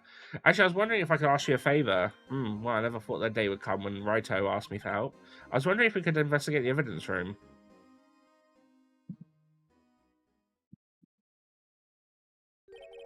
Now, Righto. Actually, I'm sorry, I don't need to investigate after all. Righto, please. Do I look like a selfish man? Huh? Heck, if anyone asked me, sir, can I borrow $50? I'd give them $50, no problem. So go ahead, investigate that room to your heart's content, knock yourself out. It just goes to show you never know until you ask. And for you, here, you can borrow this. Huh? Hey, this is Detective's ID card, isn't it? That's a special card for guests. Do not lose it. Yes, sir. It's an honor. You just run along and do your best now. Later, folks. Oh, cool. It looks pretty cool on my lapel, doesn't it? Just think, a real ID. You seem, yeah, so, because, sir, we just got to go to the evidence room now, sir. I think this place is bad influence on the girl. Wrong place. Whoopsies. No. Wrong button. Police department entrance. Wrong button again. Guard station. And then, yeah. This room is beyond that door. And we have the ID card from Chief Grant. Let's just walk in. Won't open. Aha. The card reader's turned off, see? What is the security guard thinking? Howdy, partners. Well, well, what's made my Bambina's 6 eyes so grey? But Officer Marshall? Why does it have to be him? What's that? Why does it have to be him? Look for. As you may have summarized, this here's my saloon. We're here to investigate the crime scene. Yeehaw, that card you got there on your chest? That's better than the sheriff's badge in these parts. Yeehaw? Well, what you standing there for? Get along, little doggies. The crime scene's awaiting. Looks like the card reader's on again. While we're here, I was wondering if we could ask you some questions. Sorry, cowboy, but I've got nothing to tangle with your hombres. You busy then? Did I say that? I only said I didn't wish to speak with you. Actually, you said you had no mind to tangle with us hombres. It's true.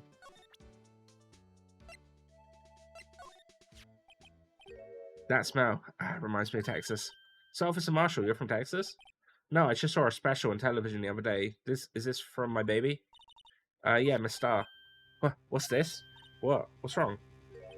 A filet steak lunch? I see, I see. I don't see. I wonder what it means. Alright, Bambina, you win. Ask anything. Funny, it seems like he's willing to talk.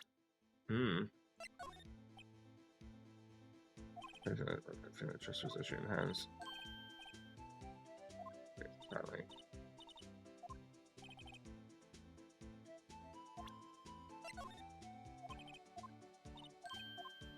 Alright, okay. I'm gonna go through all of the evidence again with him. Press the button.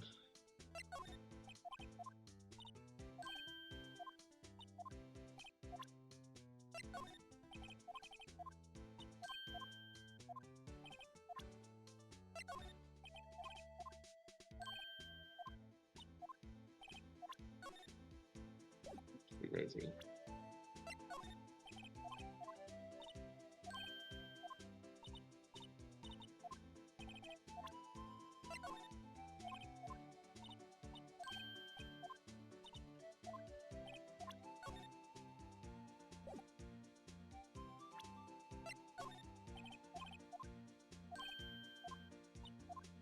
So it doesn't really care about any of the evidence. Still got a few left though. But yeah, it doesn't seem like he really cares.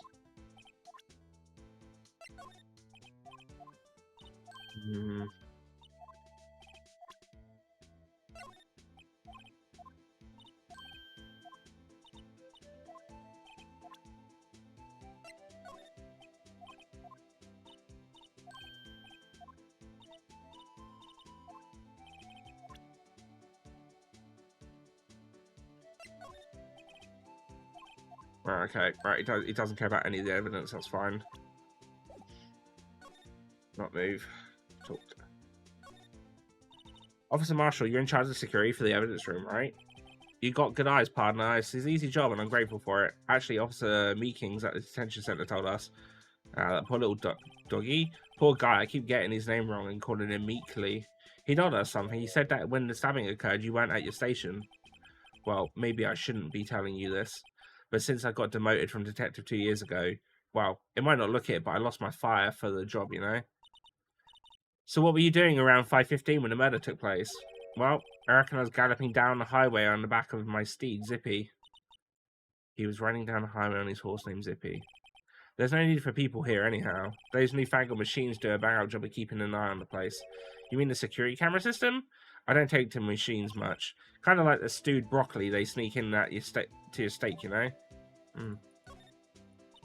Miss Starr told us something. She said that you were a detective until 2 years ago. It was always my dream to be a rawhide wrangler on the scene of the crime. Snooze that. That's all gone now, like a drinking hole in a prairie fire. You're still investigating the SL9 incident with Miss Starr, aren't you? That was my case. It's all solved on the record books, but it smells like a bad game of poker. Can't let it go. That's all there is to it. What kind of case was it anyway? We've had the name so many times, but no one tells us what actually happened. There are some things you're better off not knowing, Bambina. Anyway, that case is officially dead as of 2 days ago. 2 days ago is the day of our case. That's right, the evidence transferal. Edgeworth was talking about the transferal too. I know what maybe 2 of the machines in here do. Only 2 of them? There must be a dozen. Like I said, Bambina, me and machines, well, I like them about as much as I like stewed cauliflower with my steaks. The easiest ones to understand are the ones are these here security cameras. Those are the ones that Officer Meekings mentioned. If nothing happens, the tapes are automatically erased every few hours. And Officer Meekings and Detective Goodman, are they on one of those tapes? I reckon they might be. You're the security guard and you reckon? One more thing.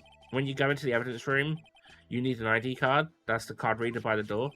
The card reader leaves a record of every ID card that passes through. 514 was hidden. Yeah. This is an ID card record. Hey, I've seen that somewhere before. Sorry, Bambina, I can't show you more than that. Huh? I haven't heard whether this is related to the case yet. Mr. Wright, I saw a number on that record just now. I've seen that number before.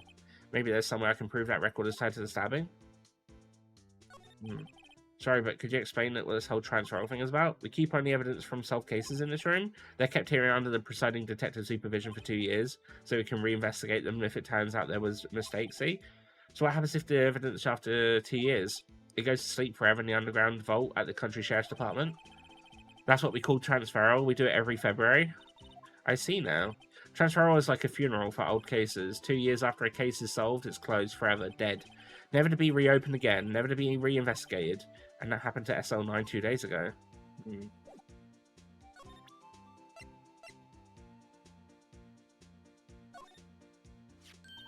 See this? This is the victim's ID card. Ah, the one that was in the ground in the parking lot. The number on this is that. Officer Marshall, show us the ID card record again. Look at the 4th number. It's a perfect match. It was used at 514, right before the stabbing. What's more, there's only one more of them cards in the world. So when's the incident occurred, Detective Goodman was in the evidence room. But wait, what did Officer Meeking say? So I entered the evidence room and asked that man for the display his ID card. So you asked Detective Goodman to show his ID card. What did he do? That's the thing. Suddenly he pointed out a knife at me. If he had his ID card then, why would he have pointed out a knife at Officer Meekings? Alright, compadre, you win. I guess I can give you the ID card record. Got an idea. Maybe I should show this list to other people with IDs here. Back in a moment. Alright, cool. I guess that's it for his conversations then. Alright, and that's where I'm going to call it as well.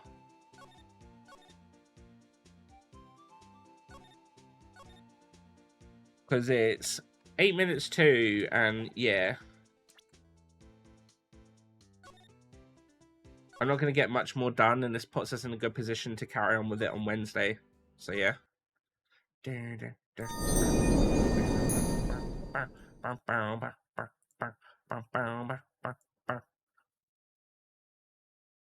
Yeah, it's been a good day today. A good stream. A good stream indeed.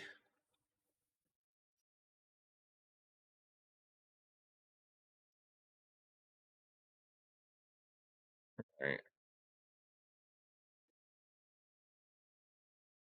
I am going to send the love over to Ishia now. He's playing some Honkai Star Rail, which he just started, so he's quite new to it. It's kind of interesting. Not the sort of game that I would have paid for him to play, but he's been really enjoying it, so it's good to hear. So we're sending love over that way. But yeah, just as a reminder, there is no stream tomorrow. I will be relaxing and playing some games with the bestie. But yeah, that is the plan. I will be back Wednesday, about the same time as what we did today, in complete honesty. And then we'll play more of this. But like as Who said, there's a good chance we won't finish this until Friday. And obviously there's no stream Thursday either, so it should be the case that we do whatever we can on Wednesday, and then on Friday we wrap this up, and then maybe we'll start a bit of Dragon Age, maybe we'll just move on and play some Rivals for the day and start Dragon Age on Saturday. Really depends how much we've streamed of Phoenix Wright, I think. But yeah, I hope everyone has a lovely rest of your evening, and I will see you all Wednesday. Take care and bye-bye.